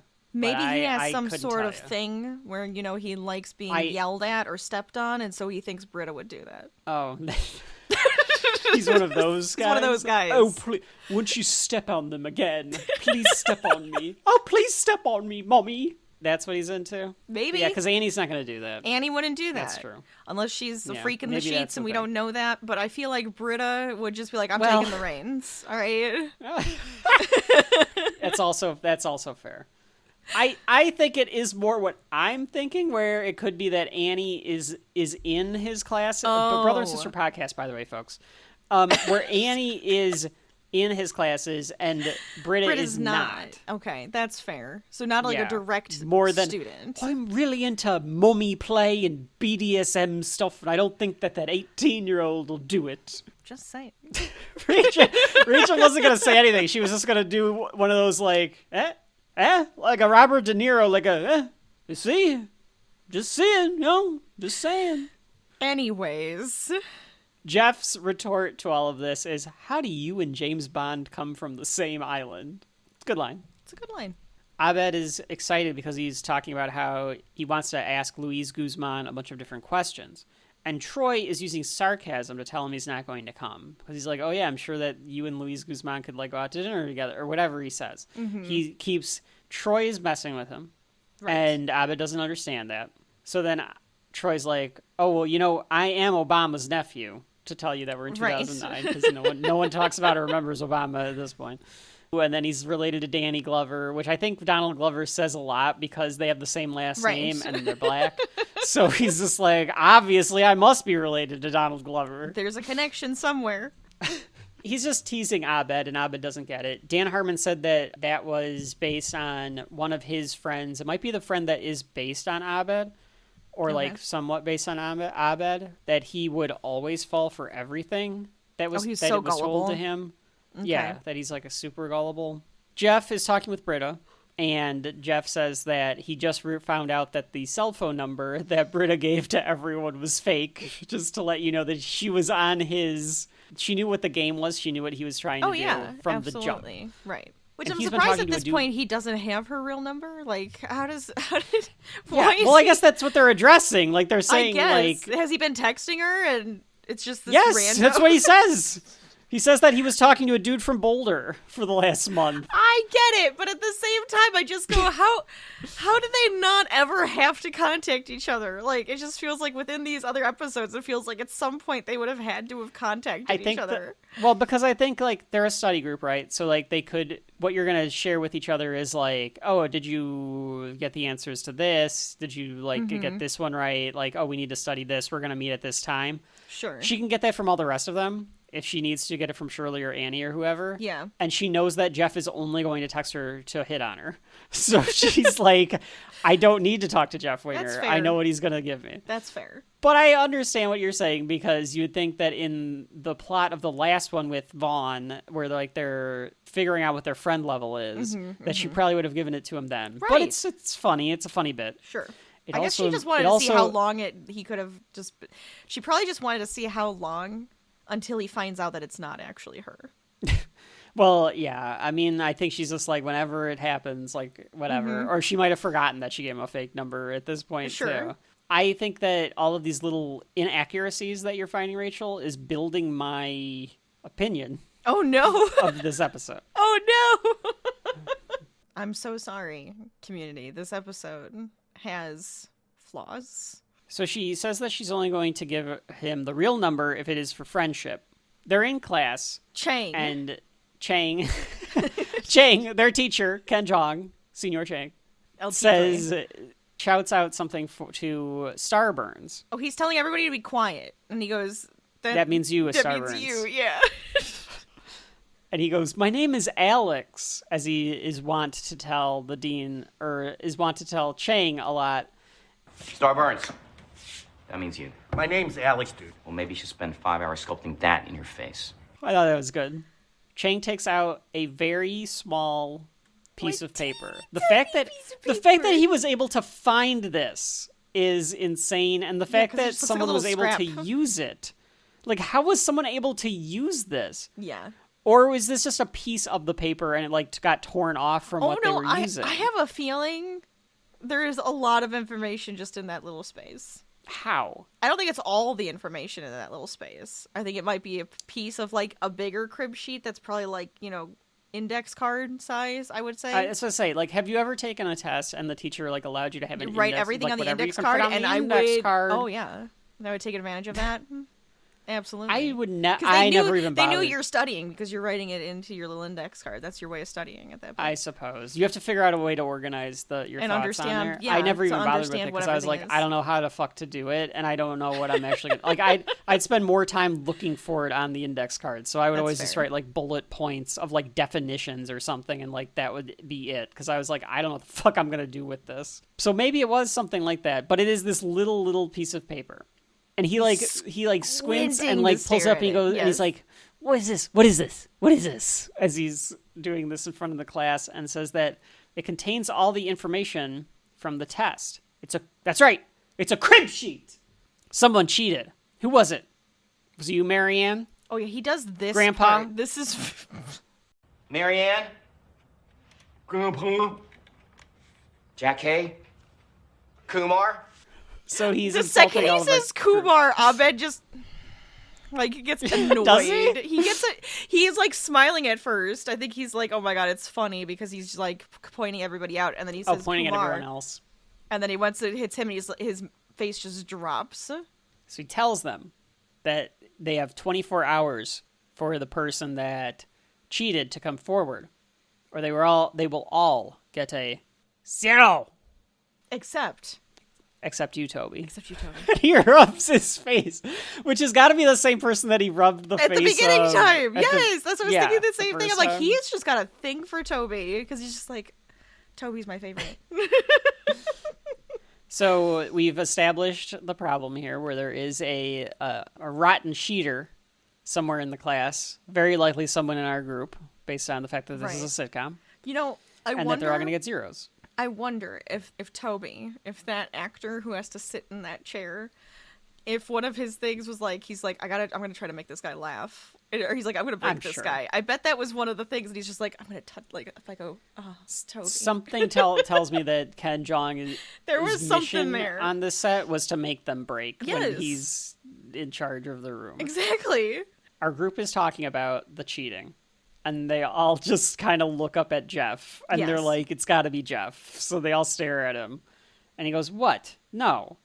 I'm not going to put everything down on a piece of paper. That's practically learning, which is what you said, Rachel. Exactly. Like, it's having a crib sheet, you're just studying, studying, and you're organizing your thoughts to be able to study. Right. If I was a professor, I don't know if I would want to do it, to have my students do this and call it like that version of studying. Here's why. Here's my thoughts. Folks at home, let me know if I'm wrong about this. Because like I said, I was bad at doing the note card thing. All you're doing is you're learning how to organize your thoughts to be able to find them for the That test, is how unless you're doing real what life you works. said.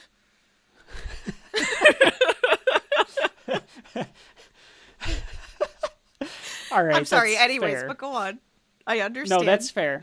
I think That that's is the my end argument. of it. I think you kind of got it. Yeah, that's right. No, but I know what you're saying. Like, you're thinking you're not actually learning the information from it. You're just organizing it so that you can get Or the how to information. apply it. Right. Yeah, you're just organizing it so you could Google it later. Like Sure. that's all you're kind of doing. Right. As opposed to like an application. But I guess of what it. maybe that's part of it though. It's like, well, it's only going to get you, so far.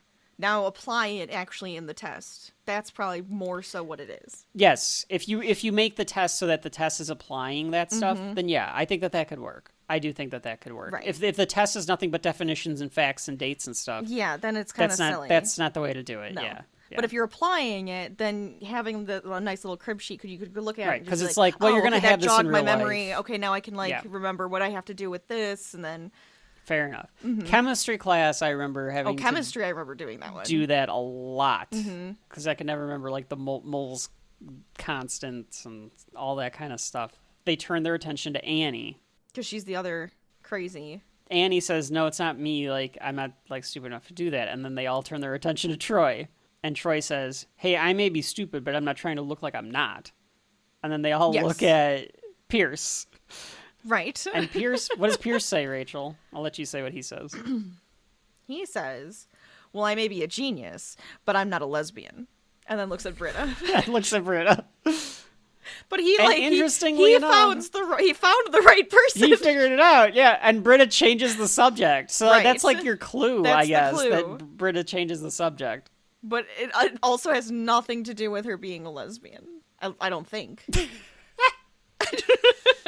I would she's imagine. also not gay, so that's she didn't also deny. part of it. There was no denial. She did not deny. That's true. There was no denial That's that fair. she cheated. No denial that she's a lesbian. No denial. Cow. Annie's trying to help with the school song, and Pierce says, because she's saying that she's gonna like hire somebody to do it, and has to figure out like who to hire and if there's any guidelines that need to be done. And Pierce says, "Why would you hire someone? You got me right here. I made the jingle for Hawthorne Wipes and all of this stuff." So he's bragging about his musical abilities. For some reason, Annie decides to get Pierce the gig, and I don't know why. I guess if we're playing off of the last episode to this one, which I don't even know if they thought about this in order, but she was feeling like she was kind of being mean to her friends. And since Pierce is of the friend group, maybe she's like, oh, I feel like I was also mean to Pierce. Maybe I should give him a chance. All right. I can buy that. That's what I'm going to say. But it is kind of odd that she's like, instead of this local composer, she's just like, okay, Pierce Hawthorne, this pain in the ass. You know what else I will say about that? Annie has proven to be somewhat self-aware about her naivete and her lack of real-world experience. And she's deferred to the older members, that's of very the study true. group a lot. So I could see where she's naive and she's deferring to real-world experience. Where and he's already made a she jingle, kind of... so it's like, oh, okay, so he could probably make another jingle, even though he's just an ass. They try to get Abed to understand the concept of sarcasm. Troy's like, haven't anybody ever messed with you and all this stuff? And he's like, well, what? Like, this is not a table. And then he laughs. Abed's laugh here is because you don't hear Abed laugh in most of the series. I don't but this think laugh you do. is so distinct. Or he's like, ha ha, like. I don't even know if I can do it. It's so. It feels out of place. Like he's trying to fit in. He's trying to laugh. Yes. Rachel wants to listen to it so that she can figure out if she can do the laugh. That one. I did it. Do it again. Jeff turns to Britta and goes, remember when we used to study Spanish? Which I think he says in the next episode, too. He might. I don't remember. Pierce is in the cafeteria. This time he's not struggling with a hot dog, but I think he is trying to figure out what he's going to eat. And Annie comes up and says that she got him the gig. Pierce clearly did not want to actually do it. No. He's actually very nervous now. So what did he think? What did he want then? Like, why even bring it up? Just to, like, brag? Or, like, say, like, oh, you could have hired me? I think he wanted her to feel bad because you could have hired me because I'm so good at everything. But then if they actually wait till you hire, she hired someone else. She did, and though. Then she said you can do that. She said he was a pain in the butt. I think that's another reason why she's like, well, if I have Pierce, it's Pierce. He's right here. But it is really, it's kind of stupid. It's so stupid because it's just like, well, you could have had me because I'm so great at everything. And it's like, oh, okay, so we can have you. And he goes, no. Yeah, now he's not happy. Back in Chang's class, Chang tells them all to step up. And they all look around at who the cheater could be. There's like silence and Annie screams, no!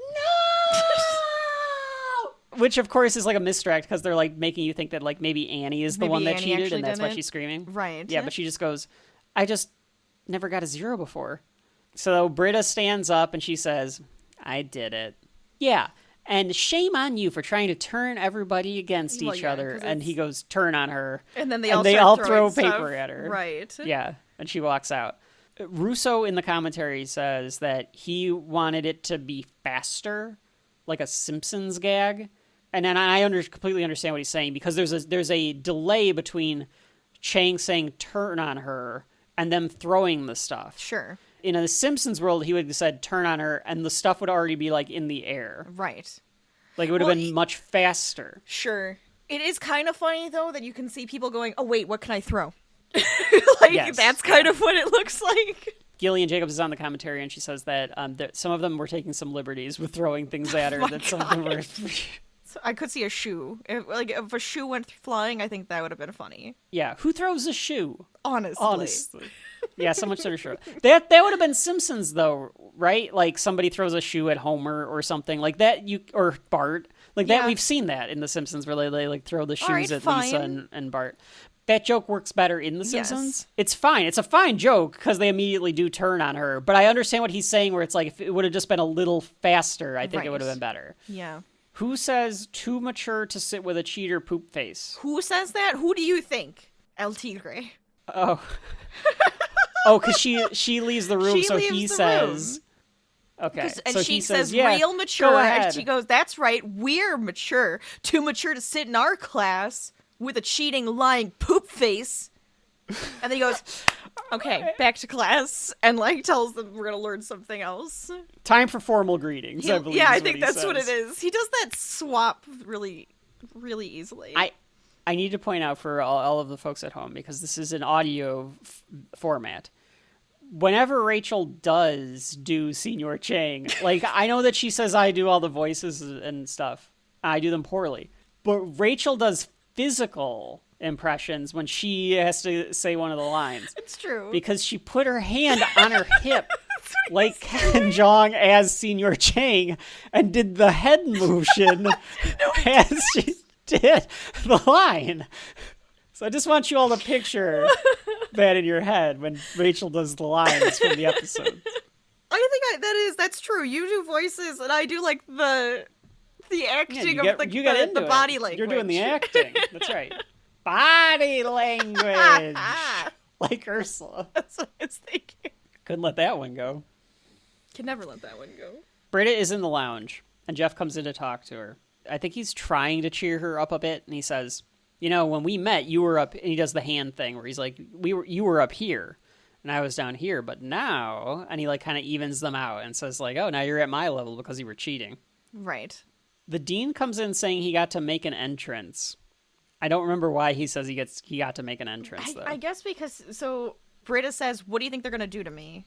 And the dean walks in and goes, we're not going to buy you ice cream. Okay, so like he's saying because she set him up. All the time now. Yeah, Rachel just did a Jim Rash impression, by the way. like just flat out. Just might as well have been wearing a bald cap. I'm just gonna notice it every time I do it now. It's gonna be so bad. No, you have to keep. You can't stop. You have to be yourself. Yeah. He tells them that they take cheating very seriously, like a real university. He's just yelling to everybody when he says that too. Yes, he yells like a real university would. I know that he's doing it to kind of say like, see, we're not like a bad, shitty little college, but. It also, if he was like a normal character, it could be that he's doing it to be like, look, we're taking care of this cheating. Yeah, yes. Making an example out of her. There's going to be a disciplinary tribunal by the Olympic side pool with a $6,000 judges table that they had just purchased. Outrageously expensive.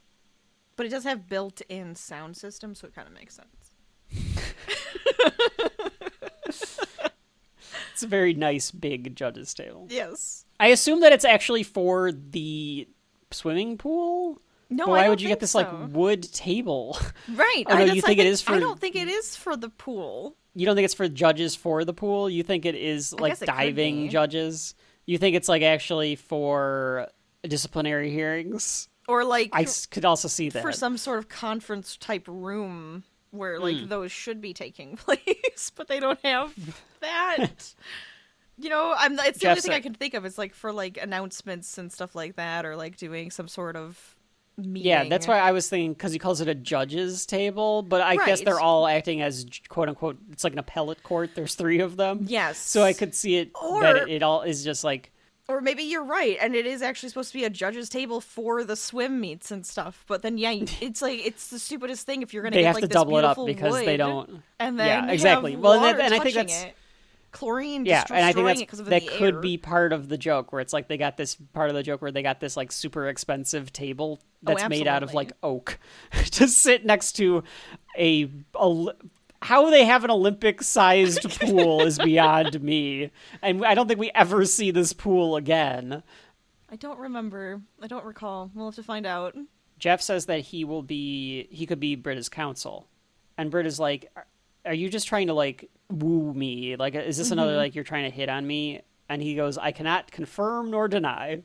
This See, is I'm great. rebuttal. Abed walks up to Troy. Troy's on the couch in the study room, and says that, hey, Troy, did you hear? All dogs are blue now. And does that laugh again? Yes. And Troy goes, you know what? You have to stop this. I cannot be got. You cannot get me. Plus, it's just not how it works. It's like you can't Right, get he's me. doing it This isn't how wrong. it works, but okay.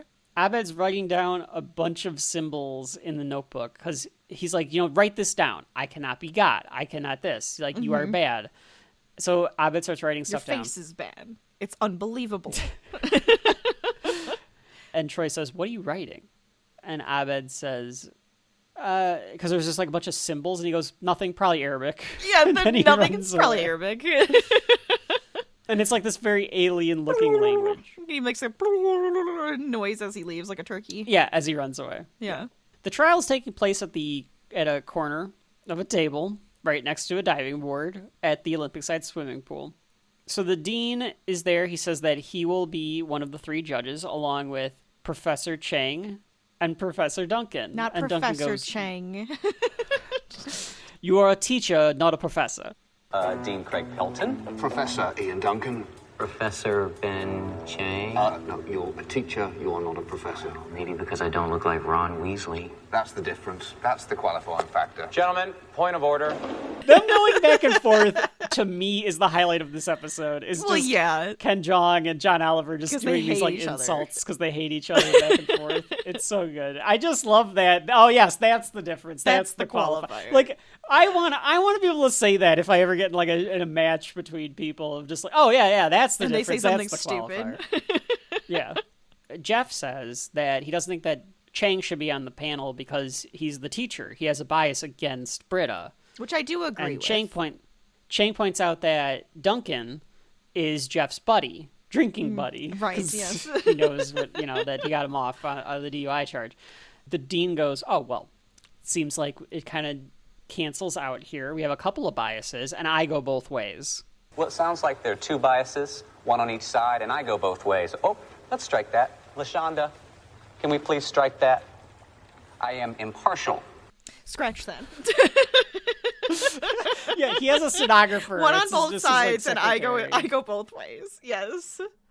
We're learning a lot about the dean's sexual preferences as the season goes on, of course, and it is. I think it's ambiguous the entire always run of Community, ambiguous. but It it's is not. Always ambiguous. Well, it is and it isn't. You don't really know. He could just be a very flamboyant dude, and he's he's also heavily just a very hinted flamboyant as dude. gay. Yeah, well, I mean, he's always hitting clearly. on Jeff. I mean, He's like Smithers to Jeff. it's true. He is Smithers to Jeff. Teacher Chang to the stand. He lifts his pants up. I don't know why Ken Jeong He's does showing this little leg. move. He's got to show his I leg. kept thinking, like, did he think this was like some sort of like noir move, or like if it was like a courtroom thing with like a femme if he was fatale, a woman and it like- was a femme fatale, she would like her little slit in her dress would open and her leg would come Yeah. out, and it'd be like, oh, That's her right. leg. Yes, I think that's exactly what he was doing. Yes, because it like lifts his pant leg, like all the rolls way above his pant knee. leg up. Meanwhile, Pierce is trying to figure out the song. He's struggling to do it. He's on the piano, the writers and directors and stuff said, like, this is where they realized that if you put Chevy Chase behind a piano, he'll just be happy. You can just kind of keep him behind the piano, and he's just happy to be, like, doing music during a shoot.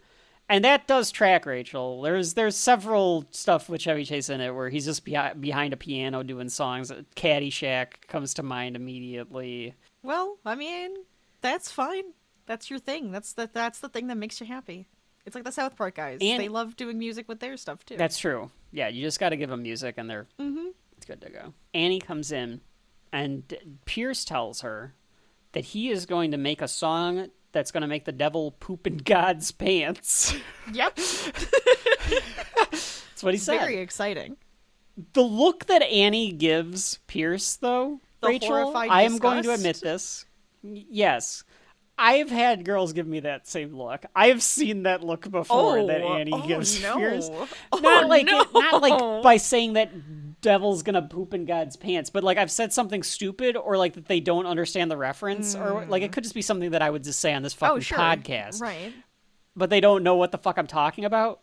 I've seen that look before from like my friends that are like girls or coworkers or whatever. I've seen that look where it's like, I don't know what the fuck you're talking about. So I'm just trying to smile and be like, good.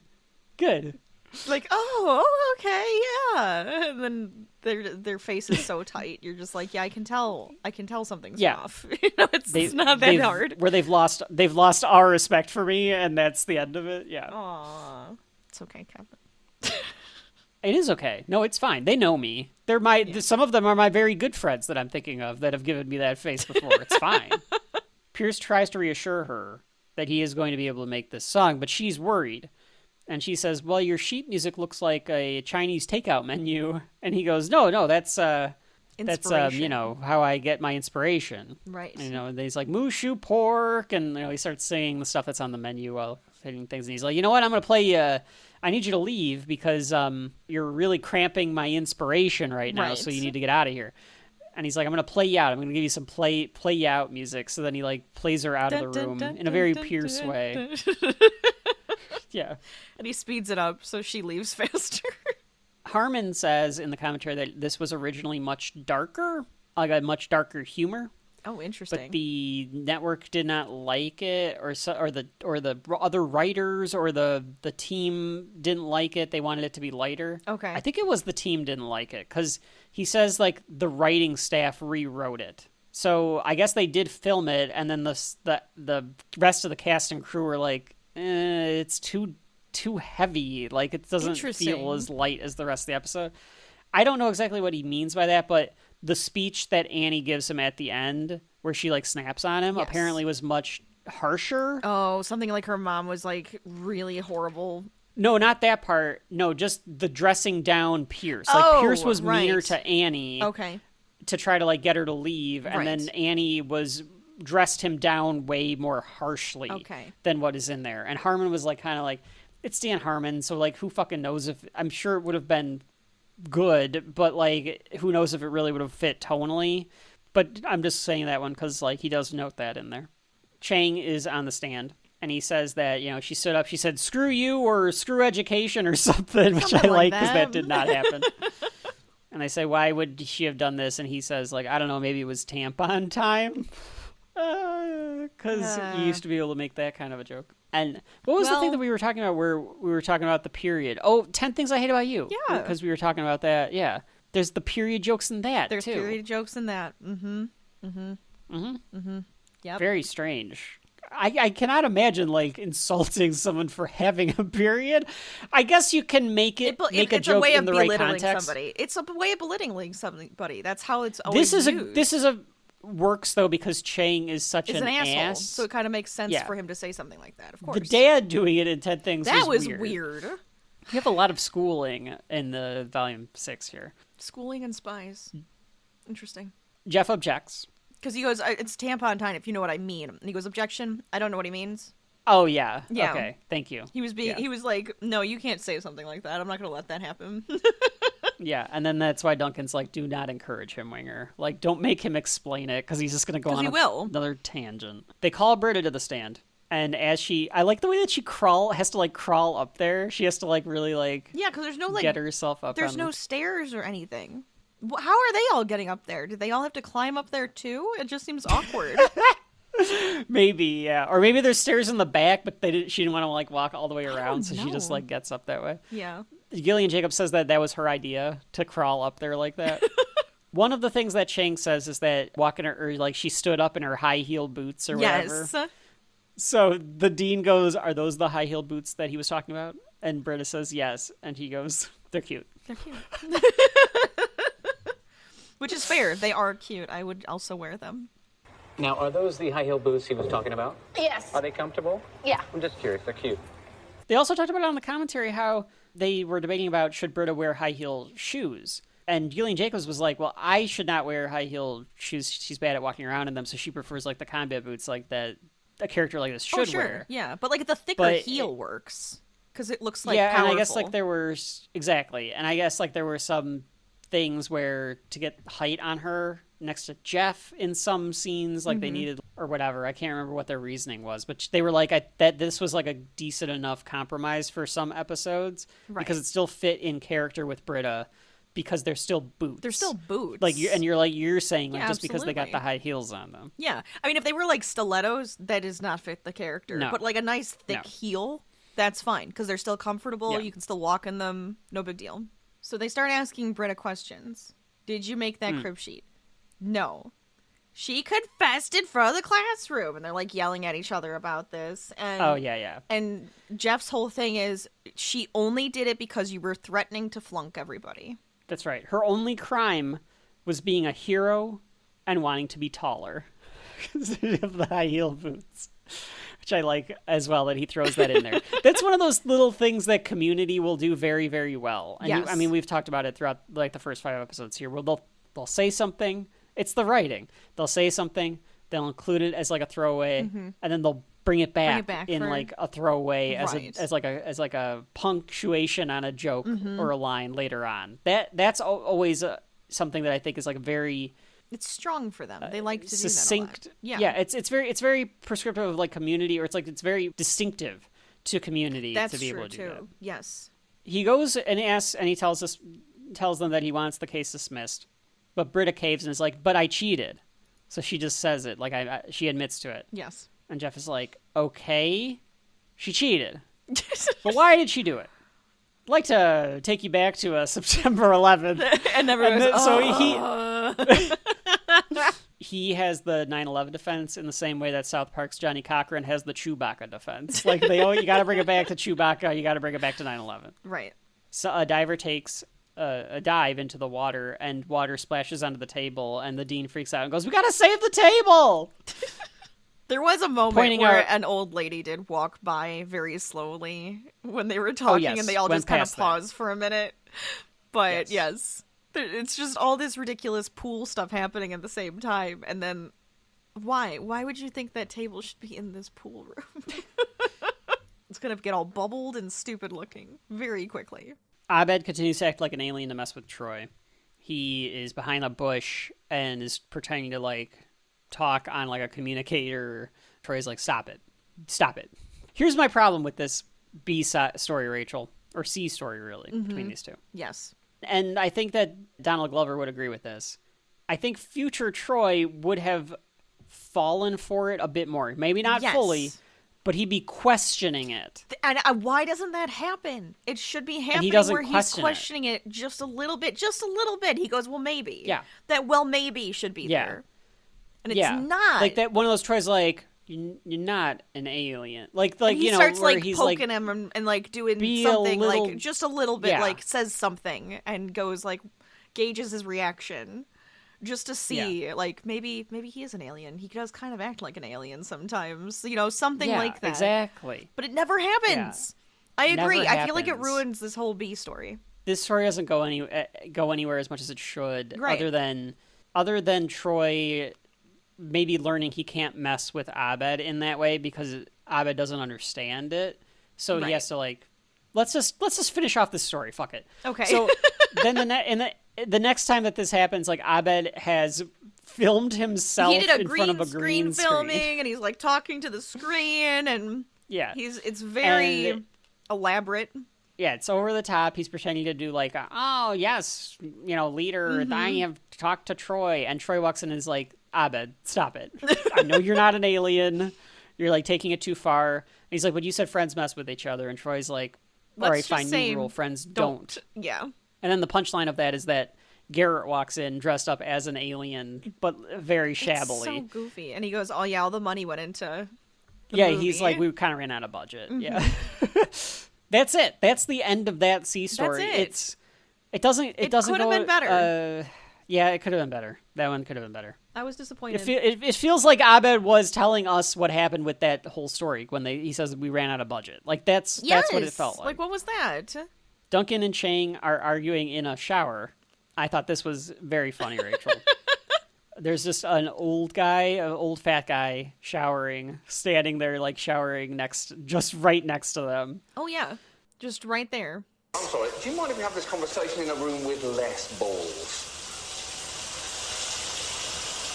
You're very confident, I'll say that. But you shouldn't be. But you shouldn't be. I like that back and forth. That was very good. That was funny. Yes. This scene with Britta and Jeff in the other shower, though, I thought like the lighting and stuff seemed different. Didn't this all look a little different than the rest of the episode for some reason? It is a locker room, so it has like that like green, dingy lighting because you're in like a pool. There's some like mold on the wall kind of look. But that's kind of like what a pool and a pool locker room feels like. No, I hear you. I just always think of Community as being kind of bright. Like, yes. Bright. Community's color palette is very bright. So if you took a screenshot from this, someone's going to be like, it's a drama. Because it looks like a drama with the coloring. Yeah. Absolutely. And maybe we haven't talked about that, but Community does have a very bright color compared to a lot of stuff that you'll see on television. Oh, the human being is in the background. Oh, that's interesting. Hold on. So that's before he was introduced, too. Like I said, like it feels like all of these are kind of interlacing with each other a bit. Mm-hmm. Yeah, but the coloring, I like the brightness of it. It does make it a bit more of the comedy feel. Comedy feel, uplifting almost, right. Too. I don't know if you've ever watched Kevin Can Get Fuck Himself, because that's... I've seen parts of that. I know what you're talking about. We watched the whole thing. Sitcom-y it has parts the sitcom, are bright. Yes. The drama parts go back to that have that same coloring, look. And that's kind of what it makes me think. It's not that extreme, but it is toned down in this scene. Yes. For sure. Absolutely. Britta thinks that Jeff is trying to get her off not literally. Well, literally?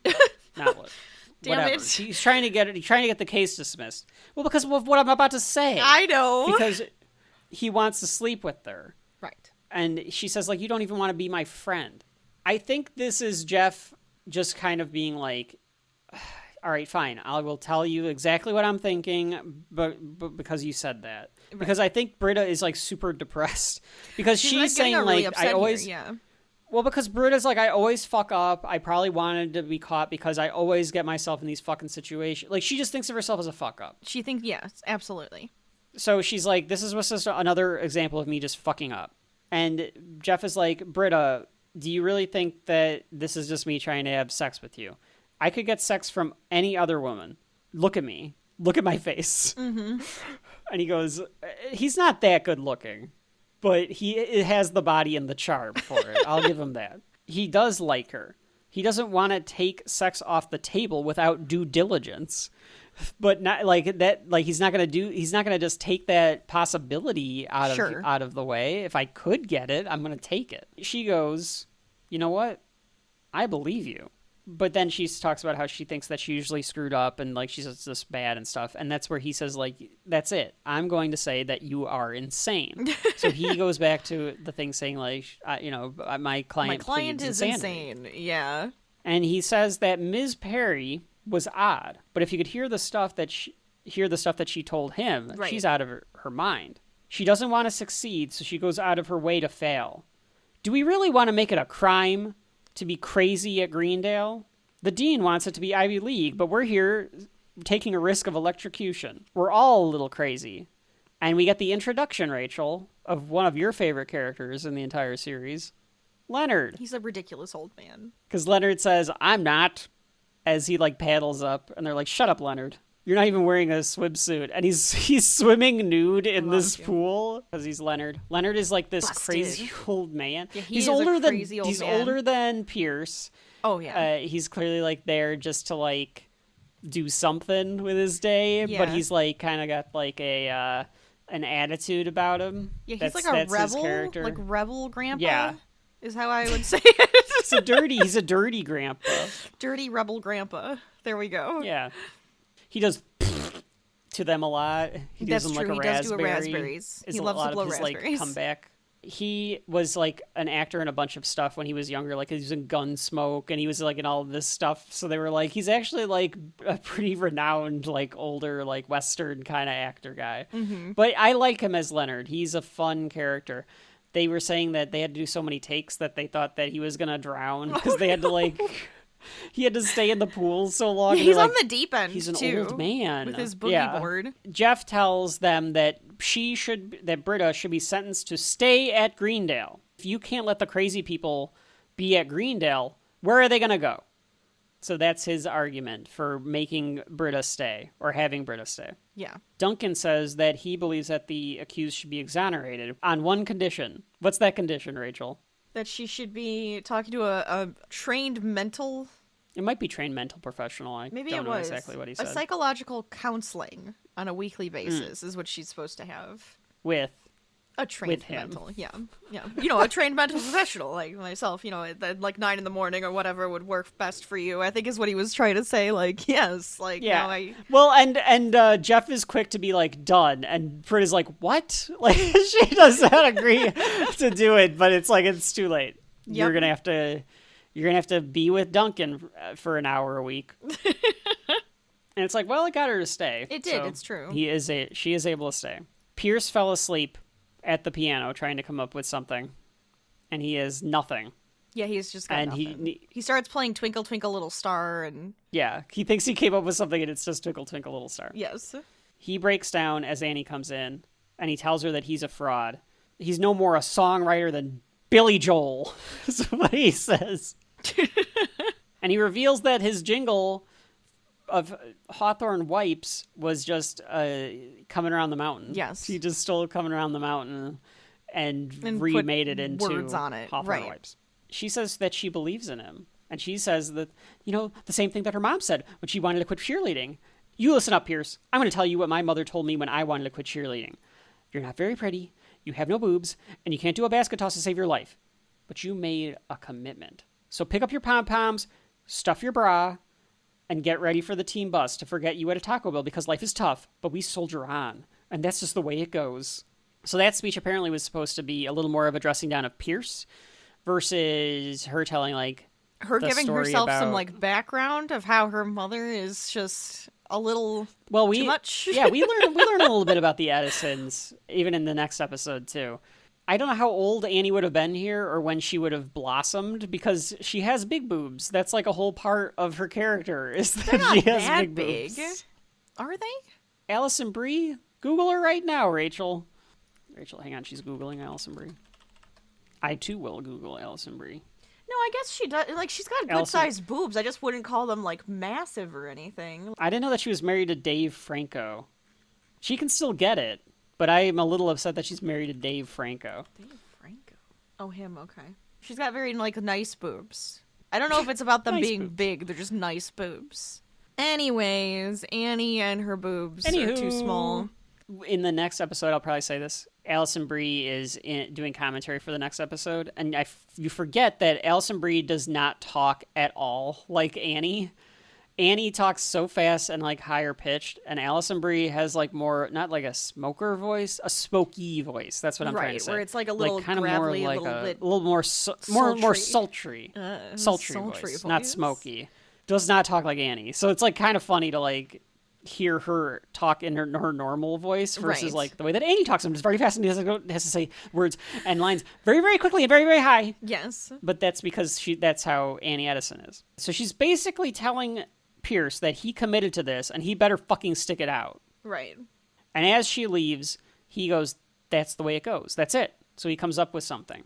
The reveal of the Luis Guzman statue, which we talked about, it's funny because it's just Luis Guzman. Oh. So veiny. That's a line of his from Waiting. Oh my god. Pierce performs the song, and that's just the way it is. Doodle-doo, doodle-doo, doodle-doo. Some things will never change. That song. He put random lyrics in it that don't make any sense whatsoever. Right. Doodle-doo, I don't know that doodle-doo, song. doodle-doo. Oh, no? Mm-mm. It's a good song. It's about how so, like, life everybody's sucks, just like, oh, that's great. I don't think I need to listen to it then. I just didn't really catch it. I don't even think I caught it the first time I watched this one, where it was just like, they're all like, this sounds familiar. Oh, what is this song? And it's just like, I don't know this song, so I have no idea what he's parodying so here. you didn't have the context of what it was. Mm-mm. No, I didn't know what the song was, so I didn't really. So I thought he was so you writing were a just song. like, I don't get it. Why is this funny? Why Yeah, is this a joke? Other than the lyrics are bad. I didn't really. Okay. I believe the lyrics were really bad. The song sounded pretty, and then I was just like, this has to be a song, but I'm like, I don't recognize it. I don't recognize the song. Folks at home, if you are not familiar with the song, it's a Bruce Hornsby song called That's Just the Way It Is. It's also it might be a canceled rap now. I think Diddy did it. Tupac. It was Tupac, but Diddy might be on it. But it was a Tupac song as well. That's where I first knew the song. But yeah, it's originally was a song by Bruce Hornsby. Phil Collins has done it. Okay, listening to it, I kind of get a little bit, like, I'm like, okay, I kind of recognize it. Also could be because of Community now that I recognize it, but still. Standing in line, marking time, waiting for the welfare dime. 'Cause they can't buy a job. A man in a silk suit hurries by as he catches the poor old lady's eyes. Just for fun, he says, get a job. Okay. Interesting. I see no changes. Wake up in the morning and I ask myself, is life worth living? Should I blast myself? I'm tired of being poor and even worse than black. My stomach hurts, so I'm looking for a purse to snatch. So it's the same thing. It's just from his perspective. Oh yeah, sure. It's from a different cultural perspective. It's actually like a good in the way first to do two a rap lines, over he's it. like, "Do I want to blow my brains out?" It's kind of like Jesus. I actually like it. No, I was gonna say I kind of like his version. Yeah, oh, I like actually like his this. version. I like his version better too. It's like it's almost like a cover. Yes, because he's like he's It's a taking rap the same cover of theme, this, like, but then piano he's like song. giving a different perspective of it. It's great. I liked that. That's great. Mm-hmm. That's why he was the best. That's why they shot him. Aw. This one goes out to Annie for believing in me. Standing in the bookstore line, waiting for the bell to chime, so you can go to class. Dancing in your underwear, taking air conditioner repair. And Abed asks Jeff, is this Bruce Hornsby? And Jeff goes, yes. Yep. And Abed says, do you think... Does he know he do you stole think it? he knows we stole it? Nope. And Jeff goes, I don't think so. Let him enjoy it. And Abed goes, can we get sued? And Jeff goes, not sure. And Pierce goes, Greendale's the way it goes. And Jeff goes, yeah, they got us. They got I us just on like that that like one. little back and forth. Right. Some things are still the same. Slop pails and pantyhose. Yeah, that So part, just like, this- what? He just Well, I mean, he ran out of stuff he could talk He about. was gonna say something about Greendale not being a slop, I think, so that Yeah, might be just a yeah. callback to that. I Yeah. also like the idea that Like that we air said, conditioner how they do that. is like a class. Like that's a class. Like there's an air Yeah, like that's an conditioner actual class. Right. The dean seems to enjoy it though and does not He's realize doing that a little it's stealing jig, from like, that song. oh, I guess this is the song. Okay. The stinger at the end of this one is it's very odd. It's Abed is putting as many pencils in Troy's mouth Yes. as he can. And then it Troy looks like wakes Troy up. is sleeping. It looks like Troy is sleeping, but he just like Troy even like Yeah. drools and stuff. And then we find out that they're competing to see how many pencils can you put in your pencils mouth? they can put in the other's mouth. Yeah. It's extremely gross and oddly sexual.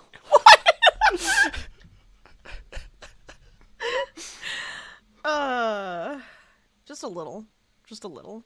Especially when it's Abed's turn and he tries to shove all of the amount of like the 63 pencils that were in Yeah, he Troy's just tries to mouth put them all in straight it. into Abed's. And that's the end of the episode. We've passed advanced criminal law. Rachel, what did you think of that one? No, I feel like you have to go first now because I want to know what your opinion of this is.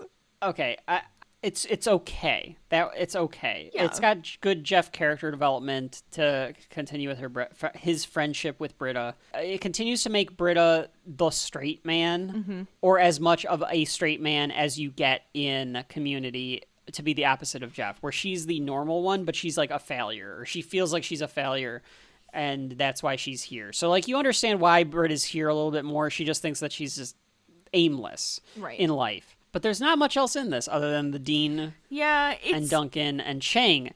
The C story is not very good. Shirley is not even in the fucking episode. I mean, she is, but she doesn't do anything outside of like being in the class with them. Yeah. The song thing falls a little flat, even though the relationship between Annie and Pierce is fairly sweet. I just don't feel like there throughout was the anything. entire series. It's a flat episode. It falls flat for me. To me, so far, this is the weakest one.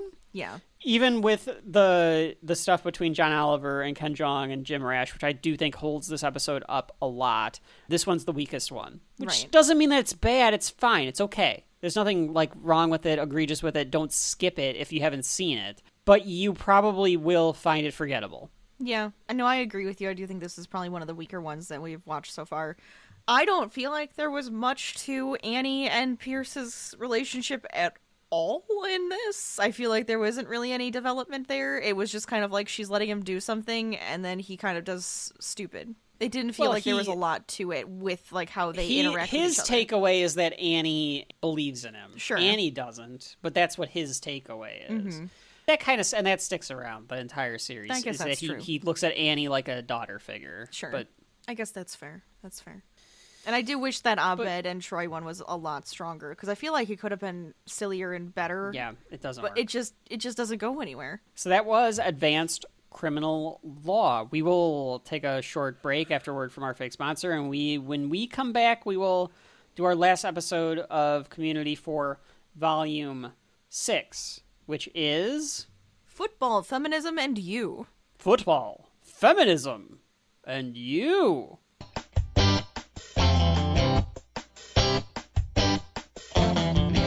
So you want a higher education at a lower cost? You know, other universities might wonder, who do you think you are? At Greendale, we think you are.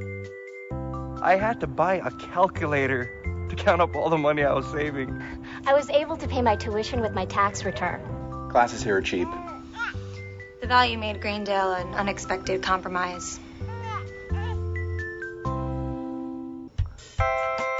Greendale Community College. You're already accepted. We're back, sports fans, with another episode of Community Season 1. Rachel, what class are we attending now? Football.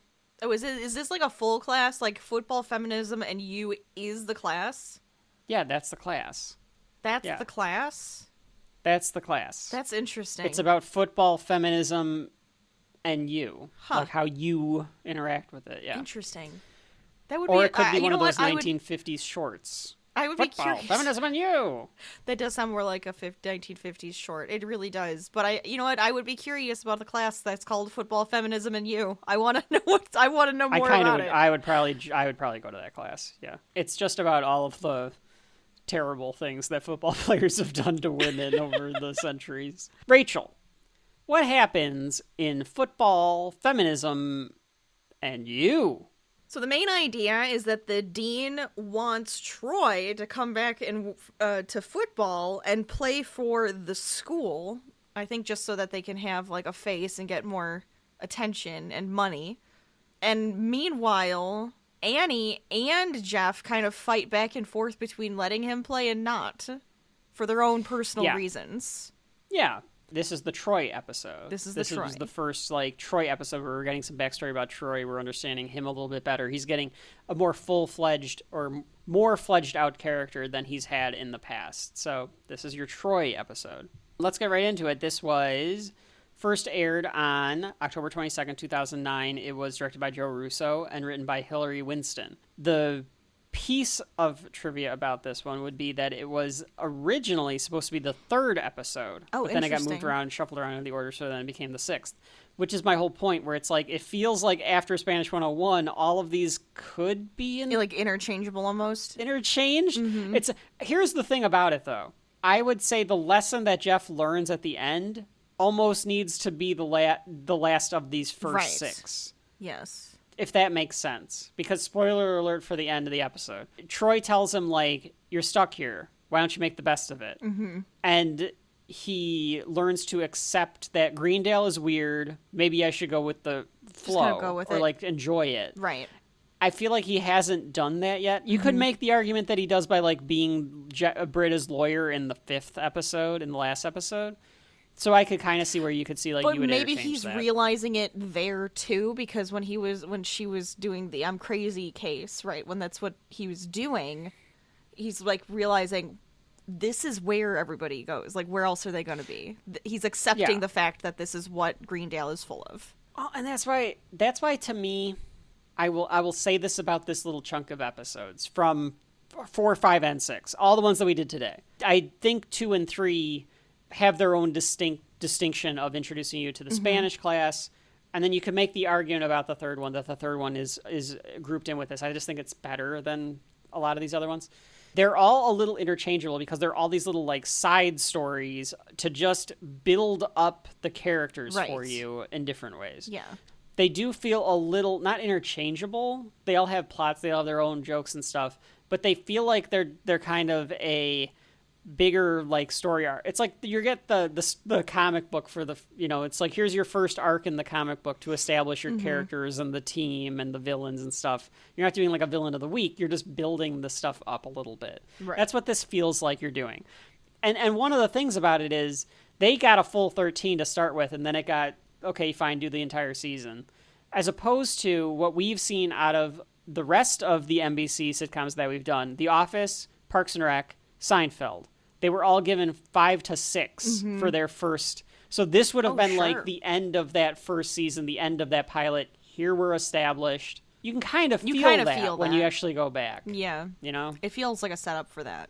As good as the pilot was, because I actually think that this was the best pilot we've done so far. Yes. But we're not talking about the pilot. We're talking about football, feminism, and you. Let's get right into it.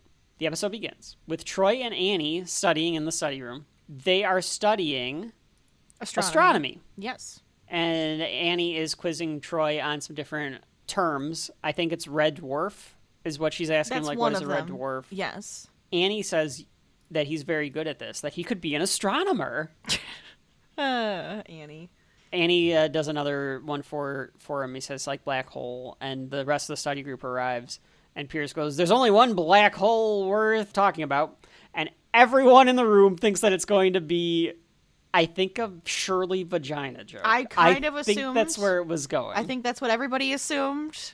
We all assumed like they this, they even do like like the camera even goes to Shirley, like, oh boy, here it comes. There's only one black hole worth studying. It's called Sagittarius A. It's located in the center of our galaxy, and it has a density of 40 suns. Yeah. Just like my wiener. You said wiener, that's funny. It's actually a setup a bit because Pierce isn't like a Scientologist, but he like believes in like that they're all going to fly on a comet when they die and stuff. Yeah. So like he actually would know that. So it makes sense. Right, because he says it has like the density of 40 suns. He actually knows like little things about it. And then it leads into him saying just like his wiener. His penis. Yeah. But it wasn't a racist joke nor a sexist joke. Just a joke about his dick being dense. Yeah. I liked the subversion, Rachel. The dean walks in, and it's the first time that the dean has interacted with our study group. Yes. Like the full group, and we should say. With the full group, he has like interacted a little bit. It's the first time that he's come into the room, room, like, hello. Yes. I'm the dean. Whenever you do that, Rachel, all I can picture is when Jeff has to play the dean, and he's just going, I'm the dean, I'm the dean, and walking around, with his hands on his hips. Chest out and his he's hands gone on insane. His hips, and he's got the bald cap on. One day, Kevin, I'm going to turn this camera on, and I'm going to have the bald cap on, and I'm going to just be dressed as the dean. I'm the dean. You got the glasses. All you would need is thanks. I think my glasses are nicer. Oh, I guess his are rounder. No, his are square. They're more Well. rectangular. Well. Oh, maybe I have the glasses then. And he comes in and he says he likes the diversity. He goes, "Oh, there is just one of every kind of you." Yes, he I like really the way that he does. phrases that. He says one of every kind of you. Yes, like every human being. Every human You. being, there's one of every kind. Yeah. I couldn't tell if he even sees like how hot Jeff is, because he goes like, "Oh," like when he like looks at Jeff here for a second too. But I think it's more about just like, oh, there's like also one of you. Pierce insults the dean. We don't have a pipsqueak, but we're not looking for one, so you can just bugger off or whatever he says to him. And they're like, Pierce, that's the dean, which makes it twofold. One, you can understand why this was supposed to air before the last episode, because he should know who the dean is. Could have cared less at that point too, But probably. it's also Pierce, so Yeah. you could also picture that he wasn't paying attention. I don't know who he dean was. I don't care who he was. I'm playing a song. I have the Seinfeld DVDs, right? Mm-hmm. One day I'll have the 4Ks, folks. By the time we do season 2, Kevin will have purchased that fucking 4K set. That's a promise. It's a promise. Place your bets, people. But on the DVDs, the Seinfeld season 2 in particular is all out of fucking whack. From the production schedule to the air schedule. It's Interesting. all messed up. But Larry David being Larry David was like, you put them on the DVDs in the production order because that's the order of the story. Right. That's the way you're supposed to watch them. So that's the way it is. That's just the way it is. God damn it. I don't know why they didn't do that with Community. If this was supposed to come before them, even if I'm saying that I could see this being the final lesson for Jeff to learn before you get into like the second half of the semester, it feels like these little things kind of like could take you out of it if you're paying attention enough. Sure. It doesn't ruin it or anything. No. It's still a good joke, and you can still justify it by Pierce it's just Pierce. doesn't remember or isn't paying attention. Right. The dean says that, like, oh, I just bounce around from, place to place like a football. Oh, speaking of football, look, it's Troy Barnes. Yep. The dean says to Troy... Riverside looks fancy, though. If you type Riverside, it looks fancy. Well, and I think that they imply that the school would have been fancy because later on, Annie makes a crack of the fact that, like, Troy didn't pay any attention to, like, her in high school and that her parents are bigots. And Troy is doing outdated conservative fight he songs. is. Oh, it's so weird. Donald Glover on the commentary says, like, you kind of understand, too, without having to fully say it, is that Troy might have gotten, like, a scholarship to go to, like, a fancy high school or, like, a private high school because he was a good quarterback. Yeah. He probably didn't actually belong in this, like, maybe it was, like, an advanced high school or, like, a college prep high school kind of thing. Yeah, it could have been. With Annie going there, it kind of makes sense. He's like, that's not necessarily like the official story, but that's what he thinks, like based on. That's how he felt. Sure. He asks Troy if he knew that Greendale had a football team. The dean wants him to play for the human beings. And they're like, the human beings? And the dean says that was his idea, to make the mascot for Greendale the human beings. Well, they used to be the Grizzlies. It used to be the... Go ahead, Rachel. But everybody here, like, has that feeling of being called an animal, so I just didn't feel like it was right. It was the Greendale Grizzlies, but I thought that, well, a lot of these students have been called animals their whole lives. So, I mean, I guess if you're being called a human being, The dean in this one, you really understand a lot about his character, where he thinks that he's truly, like, it's a Michael Scott ambition, right? He thinks that he's solving the world's problems by being the dean of this high school, of this community college. Because he thinks that, like, he's going to solve racism in this episode. Right. Where they go with that, with the human being. Yeah. It's very funny. Oh, yeah. Pierce wants to help develop the mascot. He tells him, like, of course, he calls him Your Honor or something like that. Yeah, he does. He says Your Honor. And he tells him, like, he invented a lot of the graphics for Hawthorne Wipes. I thought the dean, remembering that he also did the song, goes, oh, well, aren't you found money? Because he's kind of saying, like, oh, what an asset to the school. You've already done the song, and now you can do this as well. Annie says, Troy doesn't even want to play that anymore. Getting into that keg stand accident was the best thing that ever happened to him. And the dean is like, okay, Yoko. And yes, because he bros realizes before it. hoes, Troy, right. like, knows that, like... He already knows that Annie's there's trying a to stop dynamic. this. Troy says that he doesn't want to play football because he left on top. And I think he's also, like... He's also reading the room. Jeff already made fun of the football team. Annie said don't do it. So I think he's taking it upon himself to be like, oh, well, my new friends think that it would be lame, so maybe I should say no. Right. It's almost like he's just very easily influenced by the things around him. Clearly. The dean says, well, you know where to find me if you change your mind. And Jeff says, yeah, Dean, if an accident damages his pride, if he gets into an accident that damages his pride or his brain, he'll play. I feel like, because, like, Jeff really speaks up a lot here. Like, I feel like he is trying to speak up for Troy. Like, no, go away, Dean. He already said no, he doesn't want to do this. But at the same time, I can't tell otherwise. Like, what else would he be doing that for? Yeah, you're right. Why does Jeff... Is it just to get the dean out of there? Or is it just because... It feels like he's protecting Troy him more. It feels that way. Than makes sense. Unless he's just trying to get the dean out of there. I don't know. Right. It almost feels like, no, I know Troy doesn't want to do this. Like, we've already talked about this. I'm not going to let him get influenced by the dean. In the pilot, he talks about how he doesn't know if he really wants to be known as the football player anymore. Yeah. Like, that has come up. That's a good point. Yeah, that's weird. Yeah. That's weird. Yeah. And this one would almost have to be the last one, too, because we've seen Troy wearing the... What was the one where he was sneezing? That was an introduction That to was film. a few that was episodes the fourth ago. One. So it's like, again, like, what order were these all supposed to be in? The dean leaves, and he says that the field is there anytime that he wants it, except for on Sundays. And Wednesdays.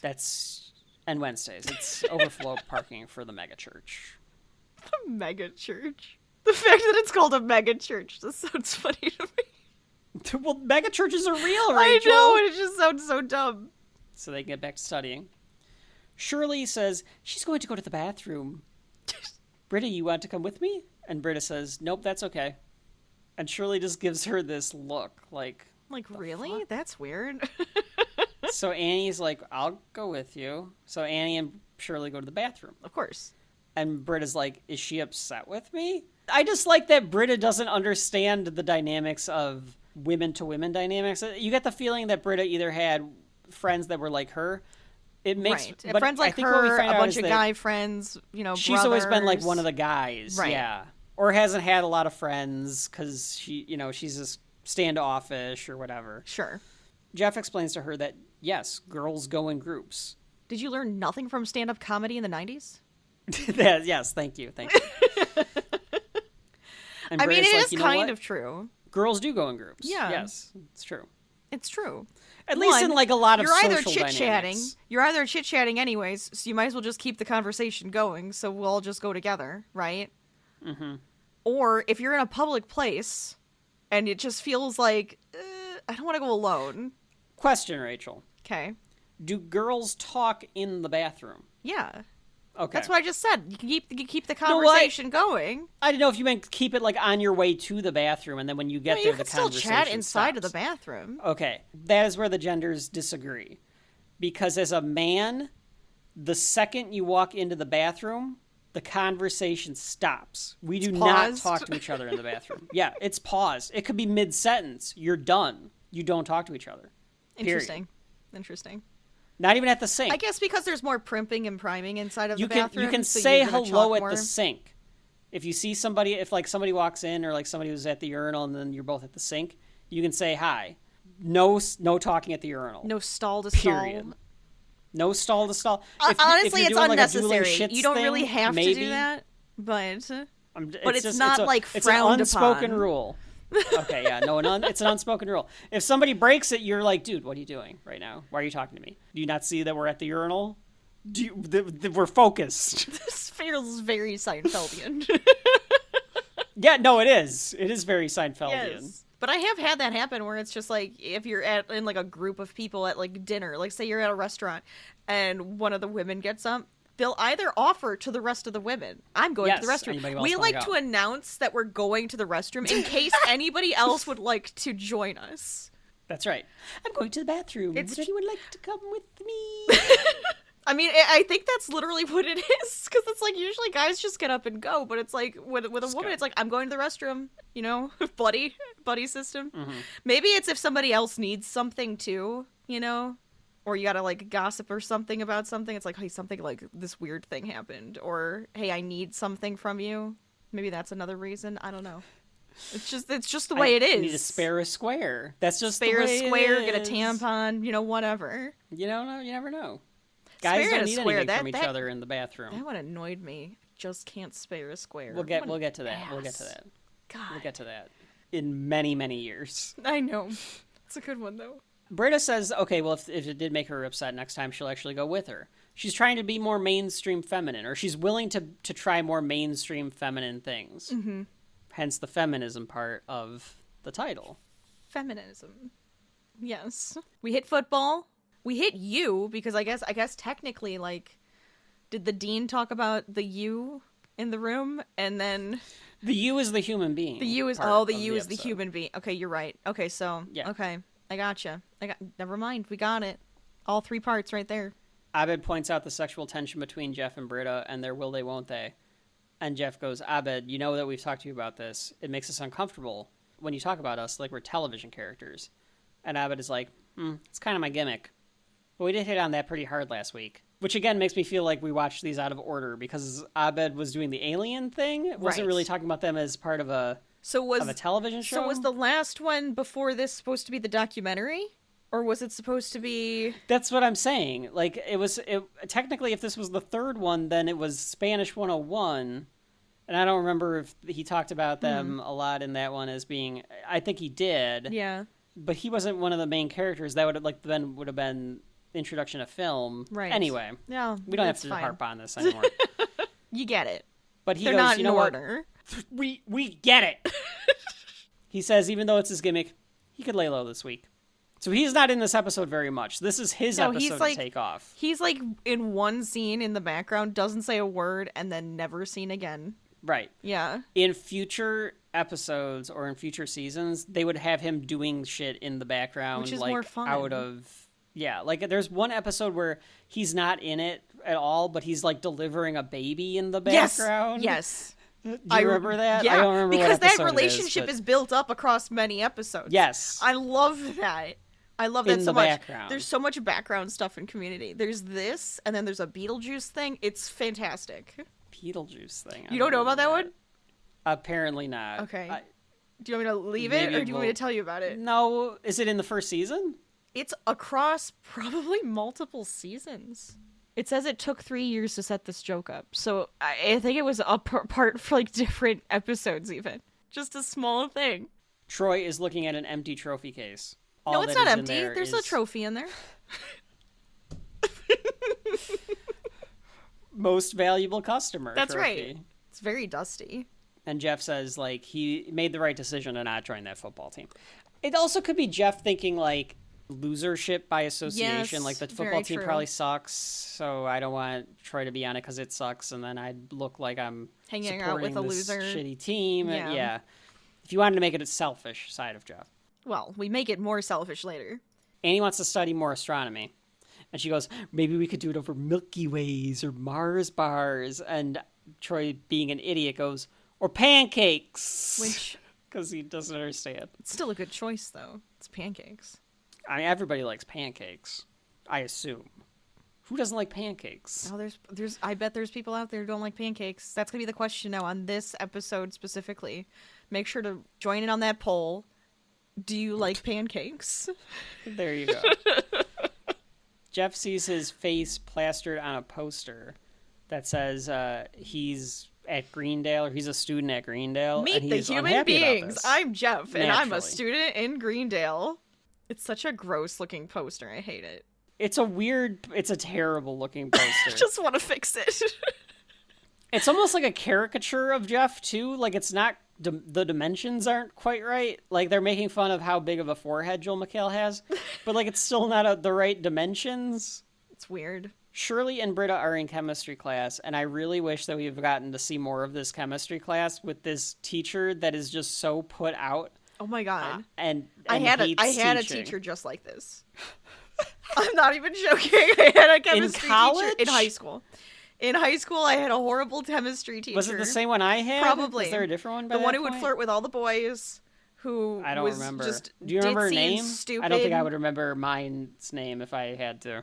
I don't, but she was blonde and like ditzy, and Don't think I had a blonde chemistry teacher. she would be painting her nails all the damn time during Don't remember. class and flirt with like all the boys. It was so annoying. Our high school was not very good at teaching science, but that's besides the point. This teacher really, I wish she would have been recurring a little bit more, because a cell phone goes off and she's like, okay, how many times do I have to tell you guys? And then she realizes that it's her cell phone. And Yes. she's like, oh, sorry. But she takes the And call. then she takes the call. And then she's like flirting with whoever is on the other Yes. side. And then she's like, I need a pencil. Pencil. None of you brought pencils to my class? Really? Even And though then- she's holding chalk, like she could just write it Yes. on the chalkboard. She's like, and she calls them idiots, and she's like, no, you're not an idiot. And then she like laughs. I just love that there's this it builds this world, because like this professor, this teacher doesn't give a shit about her students Absolutely. or this job. No. Britta says that she's going to go to the bathroom and ask Shirley if she wants to join her. And she's like, oh, that's nice. Shirley wants to complain. Yeah, she's giving her like the story of the day. Yeah, and just have like Britta listen and like understand it. But Britta is just too headstrong. Can't let anything be fun. She's telling Shirley that maybe she's like annoying. the guy It's had a worse than point. just being headstrong, because it's just like, good God, woman. Do you not Oh, yeah, understand? no. A friend is It like goes- trying to like let off some steam, and you're putting her down the whole time? I've done that probably to people where I like play the devil's advocate on the other side. Yeah, I'm but like, if well, you're maybe- doing the maybe it was, like, but if you're doing the obvious devil's advocate, they know that you don't mean to be a dick. I think it's worse when she's like, oh, do you have any family, Britta? And Britta's like, whatever. And like, she doesn't like She clearly Shirley's just trying to be Have nice a connection. to her. Talk. Yeah. And then when she's like, well, my mom's coming into town, we're gonna go get like makeovers or something, Yeah. and Britta's like, psh, makeovers, right? And, like, Yes. that's the part where I think like she's worse about it. Well, and because- she even like goes on this rant. Oh yeah, she goes on a full-on this rant is- for this. This is so funny, the way that Yvette Nicole Brown does this bit, where she stands there all disappointed and upset at how, and like, she almost like is like, all right, be careful what you wish for, because she got Britta to understand like, you're supposed to go to the bathroom with me, but now she's like, oh, I never should have asked her to come. And she turns the dryer on. The dryer, just to like shut her While up. Britta is complaining, and she just does not change the like her facial expression doesn't change as she presses Absolutely. it. It's so good. It is such a good I like literally I did that like laugh thing where I go like ah ha! And did like the little like clap, because I was like, that's perfect. It was perfect. Yes. Pierce and Dean work on the mask. Pierce and the Dean, not Pierce and Dean. There's no character named Dean. Pierce and the Dean work on the mascot. Pierce has made a model prototype here. It's based on Da Vinci's Petruvian Man. The penis might be a little small, though. And the Dean realizes that it is just on a napkin. It's just a drawing of Pierce. Of naked Pierce. We need to have a little more diversity. We don't want the mascot to just be a white guy. And Pierce, the way that Pierce says this too is great, where he goes, so black? Our symbol needs to reflect the diversity of our school and our species. So, black? And the dean explains that, no, we don't want any creeds. We want this to be a composite of all of humanity. Right. Jeff comes in and says he wants to speak to the dean. He apologizes for interrupting them talking about a naked drawing of Pierce for some reason. I like how it's very obvious it's Pierce. He must be good at drawing or Right. something, because it's obvious. Pierce knocks some stuff off the table as they like go to another part of the room or go to another room. Yes. I like that part. It's very Chevy Chase to just knock stuff off the table. Very physical comedy for Chevy Chase right there. The dean asks Jeff if that's real bedhead, or does he put something in there? Can I touch it? Oh, crispy. just the dean being Pelton. the dean. Yeah. The dean has full body mailers going out that are the same as the poster, except it's like a shot of Jeff like walking around the quad or whatever. Right. Jeff says he never agreed to that. And the dean says, well, you didn't have to. It's part of your registration form. Did you not read it? Seeing how as someone used to be a lawyer, should have read that. And Jeff is upset because he's like, this is going to screw up my future career if everyone knows that I went to a community college. Oh, yeah. Which you think that they would know anyway, but I guess he's just going to say, like, I passed the board. Yeah, like, he doesn't, and, like, they don't have to know where he went. I do like that the dean feels like he got him. Like, he was just like, ha, gotcha. And then goes, ha, up top. He said... And in the middle of Jeff trying to, like, go... He does the high five. He gives him a high five anyways. Yeah.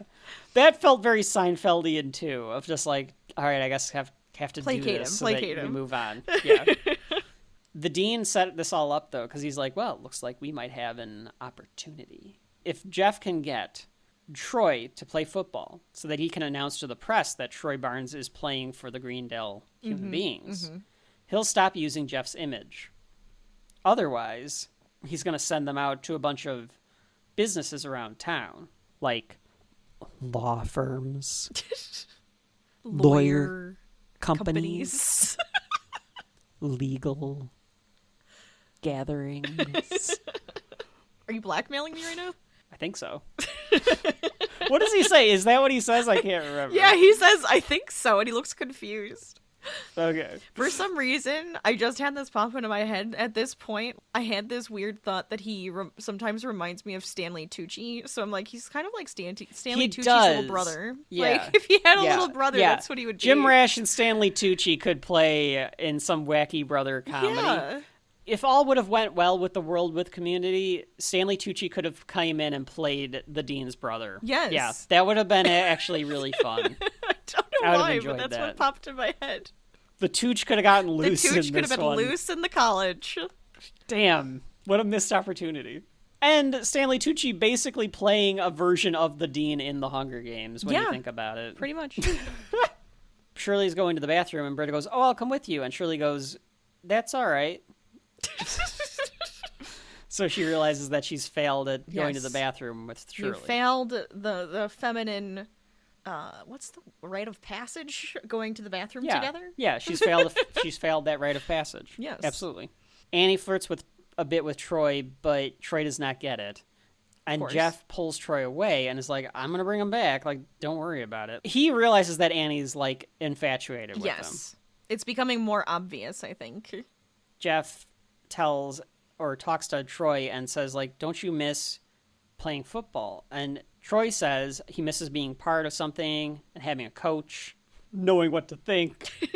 So you understand that character right away, right? Like, Troy has never gotten an opportunity to kind of be his own man. Yes. He says, like, well, name anybody that's like played community college football. Which, by the way, Rachel, like nowadays, I can name you a lot of people that have played community college football that are in the NFL. Like, there's a handful for sure. Ha. Sometimes these guys screw up and they can't get a scholarship, or sometimes they just weren't good enough in high school as a player to get a scholarship, and they have to go to college like everybody else. So they go to community college first, and oh shit, turns out they're really good. Maybe they'll get a scholarship at a bigger school or something. Right. There's a handful of examples.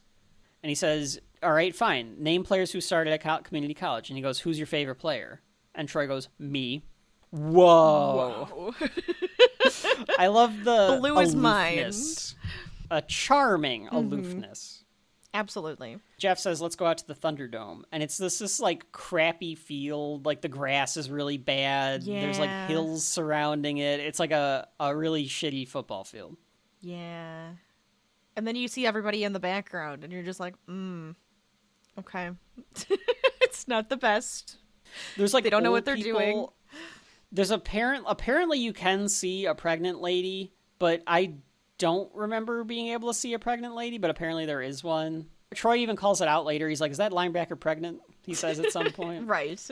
Jeff, he goes, I'm going to tell you a secret, Troy. Every day on my way to school, I drive through downtown past the courthouse just to get a glimpse of the world I once ruled. And I just want to jump out of my car, run up the steps, and exploit the legal system for profit. And he Jeff. says that he's locked out of his old kingdom, but Troy isn't. See what I'm saying? And Troy nods and goes, you're saying I could be a lawyer. Which is good. And then I really like this next bit too, because Jeff says, I'm saying you're a football player. It's in your blood. That's racist. Your soul? That's racist. Your eyes? That's gay? That's homophobic. That's black. That's racist. Damn. I like that back and forth. It's very good. Community, It's very fast. Dan Harmon, very fast. It's only Community can do that, right? Like that's I the would type think of so. humor that this show's kind of like agreed upon of like what you can do. It's almost Mel Brooksian. It's that kind of humor. Mm-hmm. It's fun. It's quick. It's fun, quick wit. It's good. Troy says that, like, well, Annie thought it was a bad idea. And Jeff says Annie thinks that Benjamin Button is a compelling movie. I feel like Benjamin Button might be one of those that we have to reference. Benjamin Button was like a 3.5. It's longer than a Shelf Life so episode. Long. I've never watched it. I don't think I've ever but watched it's just it about fully. it's a movie about a guy that reverse ages. So he looks like an old man when he's a baby, Right. and then he reverse ages. And it got like Oscar noms and stuff, but I think everyone just makes fun of it. I don't know if I feel anyone's like ever watched it. most stuff makes fun of it. Absolutely. Yeah, it's a punchline more Yes. than a movie. But at this time, it would have been like brand new, so it makes sense to like reference it here. He uses that as an example, though, to say that Annie could be wrong. And he says, "Picture it, Troy. Go long." And he tells like some guy that's standing there to like run. And Who Troy looked like, throws oh God, I have to run. yeah, Troy throws like this perfect pass to Yes. this guy, but it hits him in the back of the head because he's not paying attention.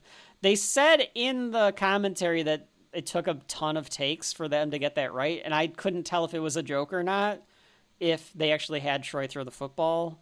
Who knows? And he calls him T-Bone. How did you know my nickname was T-Bone? Because you're a football player. And whose your name starts with a T. Britta is upset that she failed as a bathroom companion. And she says that she was doing it because she likes Shirley. And Shirley tells her the creed of being able to use the bathroom with a woman. The ladies' room is for support and to discreetly eliminate waste. And she says that she likes Britta too. She likes that she's tough and hard. Mm-hmm. But that is not a place to be hard. No. That's a place for supporting other women. That's right. And if she can't learn to be soft in the bathroom, she can't go in there. She can't go in. She can go pee by herself, is what it was. She can pee by herself. That's right. That's right. Yeah, she can pee by herself. And she can be hard everywhere else. Britta starts crying and said that women have always hated her. She doesn't know why. Maybe it's because I got boobs before everyone else, but she's never been able to have friends with women. I mean, part of it is obviously her personality. I kind of like the characterization that they give Britta in this one. Absolutely. Shirley says, "Not out here. Do it in there." That's and right. takes Britta into the bathroom.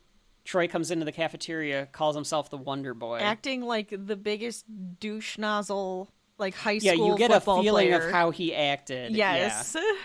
Annie calls him out on it. Hip, hop, body don't stop. Riverside got the broom, don't need a mop. Put your team in a box, put a ribbon on top. We're not John Kerry because we don't flip-flop. Yes, thank you. You're welcome. So he's Why acting are like you the doing arrogant politically quarterback. conservative Outdated politically conservative songs. Yes. Fight raps. She calls them fight raps. That's fair. I like that. They said that Donald Glover didn't come up with these, but It almost feels they like he sound did just like get in there and so just starts Donald doing it. Troy says that he went and threw the football around a couple times. Class blows. He knows what the center of the universe is. It's him. And then he does another one, which I've been fight rapping around my house and in my car all week after watching this, which is, Oh, bing, bong, sing along. Your team's Al Gore because your views are wrong. Troy, stop. your team's Al Gore because your views are wrong. It's just the way that he goes down like Childish Gambino on your views are wrong. Yes. The way that he says it great. is so Donald Glover. I love how quick that is too. If you're not paying attention, you don't hear John Kerry or Al Gore. No. You just think that he's like doing like a weird typical fight song. thing. Yeah. And Annie says that this isn't the real Troy. This is the kind of Troy that she saw in high school.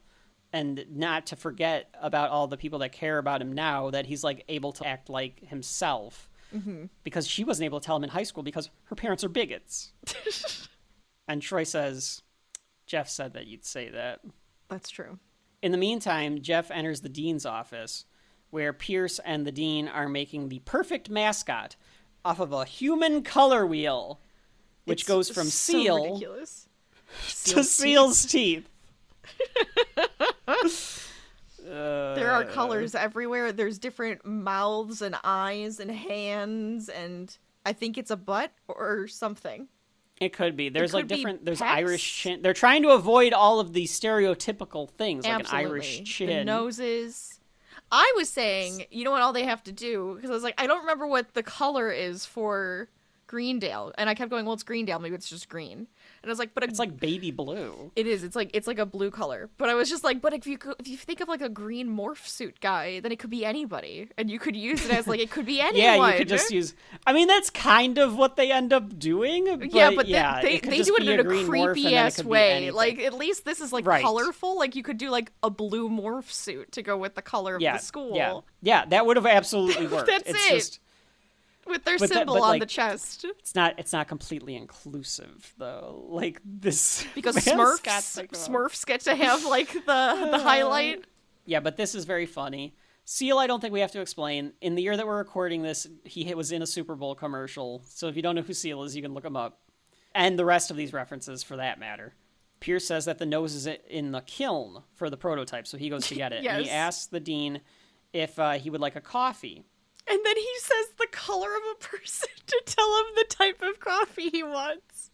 Tells him to give him a Desmond Tutu with just enough cream to make a Lou Diamond Phillips. Pierce's response is an Obama. Got it. You can look up all three of those people, folks. See if those colors mix properly to make a great get you coffee. A Barack Obama? A Barack coffee would probably be great. Anyway. I don't know where that came from. Not a political podcast. We all know where that came from. Annie confronts Jeff at the high school from Halloween. Did you see this thing, Rachel? It's like I thought little Tommy Doyle was going to come out. Yes. It felt like such a high school. Like a TV high school or movie high school where you have this like walkway that's covered. Absolutely. Yeah, it looked like the high school from Halloween. She did. jumps out of the bushes, too, like Michael Myers. And he does say he's not going to talk to somebody who just jumped out of the bushes, so... Yes. Jeff tells Annie that the dean has pictures of him attending his school. Annie says that he's being selfish. Jeff's like, well, why don't you tell him that you're in love with him? Takes one to know one. Takes one to know one. He never paid attention to her in high school, and here he's all alone. He needs help. Did you enroll in all his classes, or did you think that would be too creepy? Because right now, you're the only one that's here for him. He's right. Yeah, he's pointing it out. But he's also kind of gaslighting her, yes, into trying to, like, flip it around on her. I mean, they're both doing the same thing. He tells her that she's just as selfish as he is. She's just not as good at it. Which is a biting line toward her. It's also, I guess, kind of revealing of his life philosophy, too, of like, you're just not as good at being as selfish as I am. Annie says she can't be as selfish as Jeff because she actually cares. Oh, don't try to do that thing where a woman walks away, it makes me feel like crap because it's not going to work. Damn it. Because Annie walks away all pissed off to try to make it. She Jeff walks feel away bad. pissed off and teary-eyed. And she of knows she course, can get away with stuff because of that. That's right. And because it's Community, Jeff has to act like a cartoon character, so he knows that like, she did make me feel bad. Annie comes into the lounge and is upset and asks Shirley if she could go to the bathroom with her. And Shirley just looks at Britta like, this is your chance. This is the time. This is the moment. Britta goes into the bathroom. I like that even Annie is like, where's Shirley? And Britta goes, Shirley's not coming. But I'm here. And girl, she's even trying to do like the words. Yeah, she even tries to do it like Shirley would. Yes. Britta starts to go on a rant when Annie starts, but she backs off. And in fact, she even goes, that's because men make the world go round. Like, I don't think she completely... had to go that far. Yeah, she does. She doesn't. She's learning, Rachel. Yes, okay, she's fine. learning how to be understanding. She's gotta go from one extreme to the other until she finds the middle that works for her. That's right. Okay, fine. Yeah. Annie admits that she's had an infatuation with Troy, and now she'll never get to be with him. This is where she finds the middle ground, right? Because she's allowed to be Britta, but also help Annie. This is says, what like, I think Shirley wants to point out to Britta is be you can supportive. actually be supportive and tough, and you can help because toughen she's up. tough. Yes. Yeah. You can help Yeah. toughen up others and lift them up without being a bee. I love that we could call her a bee because of that. And Shirley comes in to see Britta succeeding in helping Annie feel good. That's and she right. She's so proud of her. You did good, yeah. Britta is surprised that she did good. And I love this, Rachel. Oh, it's so where good. Shirley goes like, that's my girl. Yes. And Annie, of course, thinks that Shirley is there to hug her and support her, but she just ignores Annie and hugs Britta. Yes. That's all very fun. Which is really exciting for like Britta because this she's bee like, wait, I story. did it, and you actually are proud of me. Like, it's so Yep, cute. yep. It's very cute. I really like this bee story, and I like how it ties into the main story with Annie. Absolutely. I'll flat out say it. This episode is written much better than the last episode. Waves better. Yes. No shot at any of the writers. It's all writing staff and stuff. And Dan Harmon, of course, put his stamp on it. All of them. I just think that this one is better. A lot better. No, this one than the this other one stands out a lot more. There's a pep rally. I wrote a prep rally. Fucking idiot.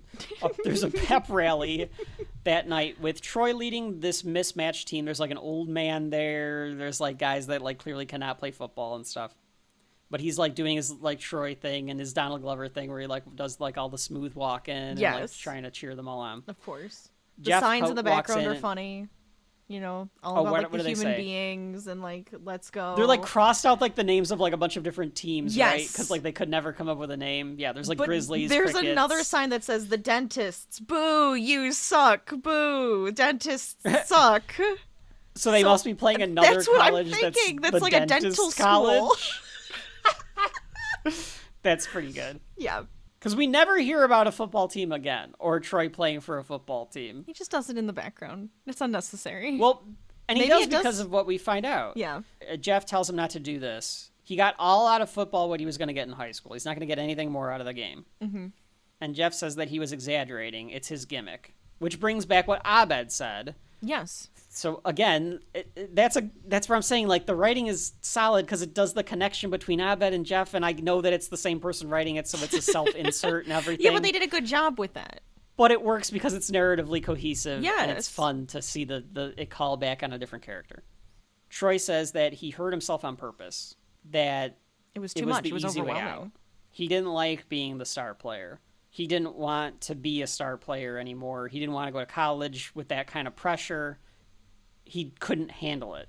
But at Greendale, he can just play for fun. Yes. And he can that's have actually fun kind playing of nice. because there's no pressure. Yeah. It means that he likes football. He just likes the enjoys game. playing. He likes playing. But he didn't want to have He didn't want to to do be professional. the hero. Right. It's kind of nice. It's a little sad in the sense that like he feels like he couldn't live up to the pressure. He didn't know how to like handle it. Right. And he didn't have the support to be able to handle it. So like in that way. Yes, but that's true. It's also supposed to be it's a story about a community college and Where you the can idea actually behind find your team. You can find your support and you you can find enjoy yourself. And if you feel like you need more time to discover yourself, or you feel like changing your profession or your life or whatever, like you could start there. Right. And the way that they've portrayed it, like from the jump of the dean saying like this is a place for like burnouts and losers and stuff like that, it makes sense. Yeah. So like it tells you why he's there and why he's comfortable there versus Jeff. And that's what he tells Jeff. He says like maybe you should just accept where you are, take a pottery class or something, because out there was not working. That's why he didn't like it out there. That's why he is learning to like it here, and Jeff should try to do that while he's here. It's actually a really good speech from Donald Glover and Troy here, because you kind of learn like he wasn't being a dick. He was being a dick to Annie to like in the previous scene, but he's taken everything into context and is like, I'm just gonna have fun playing football. I can still be myself. Right. He doesn't have to be like some weird character playing football. Annie brought a sign that says "Deploy Troy," which makes absolutely no sense. Well, she went for They the deploy rhyme, things in football. not for it to. She went rhyme over. That's right. Yeah. Rhyme over function. Rhyme over clarity is how she phrased it. Yes, that's it. Jeff says, I think we both made mistakes. And Annie was like, really? Because I'm an 18-year-old girl and you made me cry in public. He goes, okay, one of us was more wrong than the other. That's fun. He says he's going to need to make peace with being here. And at that time, Pierce and the dean walk up with the human being mascot, Gray Nightmare Fuel, Rachel.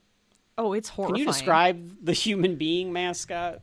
Okay, well, we already kind of mentioned that it was going to be a morph suit. So it's kind of this grayish tone morph suit. It's got a big G in the middle for Greendale. But the face... it's like drawn. It doesn't even make any sense. So, like, one, you can kind of see, it's a little see-through, so you can kind of see the guy underneath. But it's got Joker smile, black mouth. Yeah. And then just black Hollow dots for eyes. And it's like someone just took a marker and, like, painted it on. It's very creepy. It's like some sort of cryptid character or, like a creepypasta. Mm-hmm. It's like a Slender Man. Yeah, very strange. Mm-hmm. Very creepy looking. Clearly, like it doesn't even make sense for what they thought that they were doing. Yes. But as they take him in and they're like, yeah, the guy that's inside this can't really see or hear anything, right? Because of the stuff over the face. So they have to like lead him around and stuff. Also, when they lead him away, his arms look longer than I feel like they should. I don't know if it's just the way the man is standing.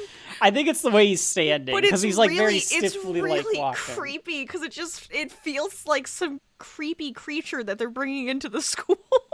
Yeah, it's very strange. Pierce and the dean say that they've solved racism. What are they going to try next?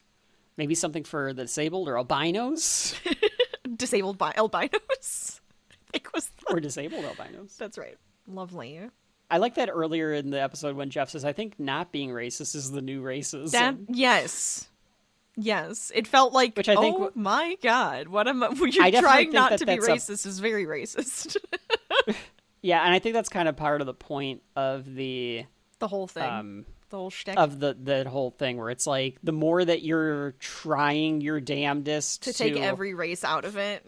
Take it all, take all out of it, then you're just figuring out every single difference. You're highlighting every little thing that could be different about someone. Right. Versus like being inclusive, which is just, here we are, we're all here. Understanding that somebody might have a different perspective or have had different trials and tribulations because of course, them being different. Absolutely. But at the same time, not pointing it out every fucking chance that you get. Yes. I think is kind of the idea. So then Jeff turns to Annie and says, well, this could be a unique Greendale experience, and offers his arm to Annie and says, "Milady," and she says, "My lord," like we saw in one of the episodes earlier. Jeff walked into the study room and called her Milady, and she said that, so it's like called back to that. Okay.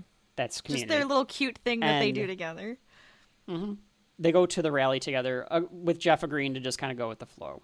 The end stinger is Abed and Troy doing announcements. Yes.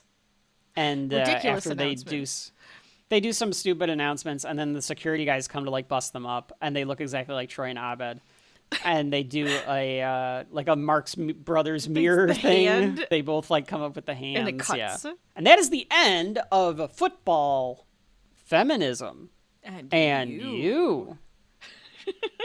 Rachel, what did you think of this class? This class was a lot of fun. I liked how this one brought the characters together. There was some wacky, crazy stuff happening with, the human being. But again, I feel like it has some nice character development in this one. Mm-hmm. And it was a good way of showing it. Yeah, I wrote down that too. This one had more laughs than the previous couple episodes. Felt a little wittier, a little lighter, and developed more of the characters than the previous ones too. Like this one focused on Troy as a character and developed him the most. Right. But it also developed Britta and Annie and Jeff. And Pierce got to do something wacky and fun with the dean. Right. So like I think it did do a lot more than a couple of the other episodes that we watched in the season. This one for me is always one that when I like jumble up, I've watched this one more than some of the other ones in this first handful over the years. Right. I think overall I would probably go back and watch most of them, not to give away my rankings or does have shelf life. We'll get to that down the line. This one I think I've always found a little more enjoyable than some of the other stuff that we've seen so far. So yeah, it's pretty good. Pretty good episode. That was football, feminism, And you. Well, Rachel, we have gone through the first 6 episodes of Community here. We have taken some classes. Now it is time for us to go study for our midterm. Oof. I gotta make a crib sheet. So, yeah, Rachel's gonna go make a crib sheet. I'm not going to write anything down because that's learning, and I'm not gonna do that. In the meantime, we'll probably do some more stuff, obviously, for Volume 6, but we are going to take a little break with Community. We will come back and finish off the semester later, maybe in the fall, and we'll determine at that point whether or not the first semester of Community had shelf life or not, do our rankings for the first 13 episodes, et cetera, or 12 episodes. You get the rankings that do not matter. We're going to have to study up, because we have to study... let's see, espionage, right. 102. Oh, yeah, that one's going to be tough. Chemistry with a specific focus on gamma radiation, and AI coding for the 21st century. Oh, yes. So we're going to do those. Folks at home, make sure that, you catch us up, because we are... Oh, okay, I see that. Okay, people are asking for the study room, so we actually have to gotta leave get right out now. here. So we gotta get out here. We have it. We have this room till 4. Yeah. Until next time, I've been Kevin. I never actually booked the room, by the way. Oh, shit. We gotta get out of here now, man. Shit. And I'm Rachel. Seize the day! And this is my shelf life.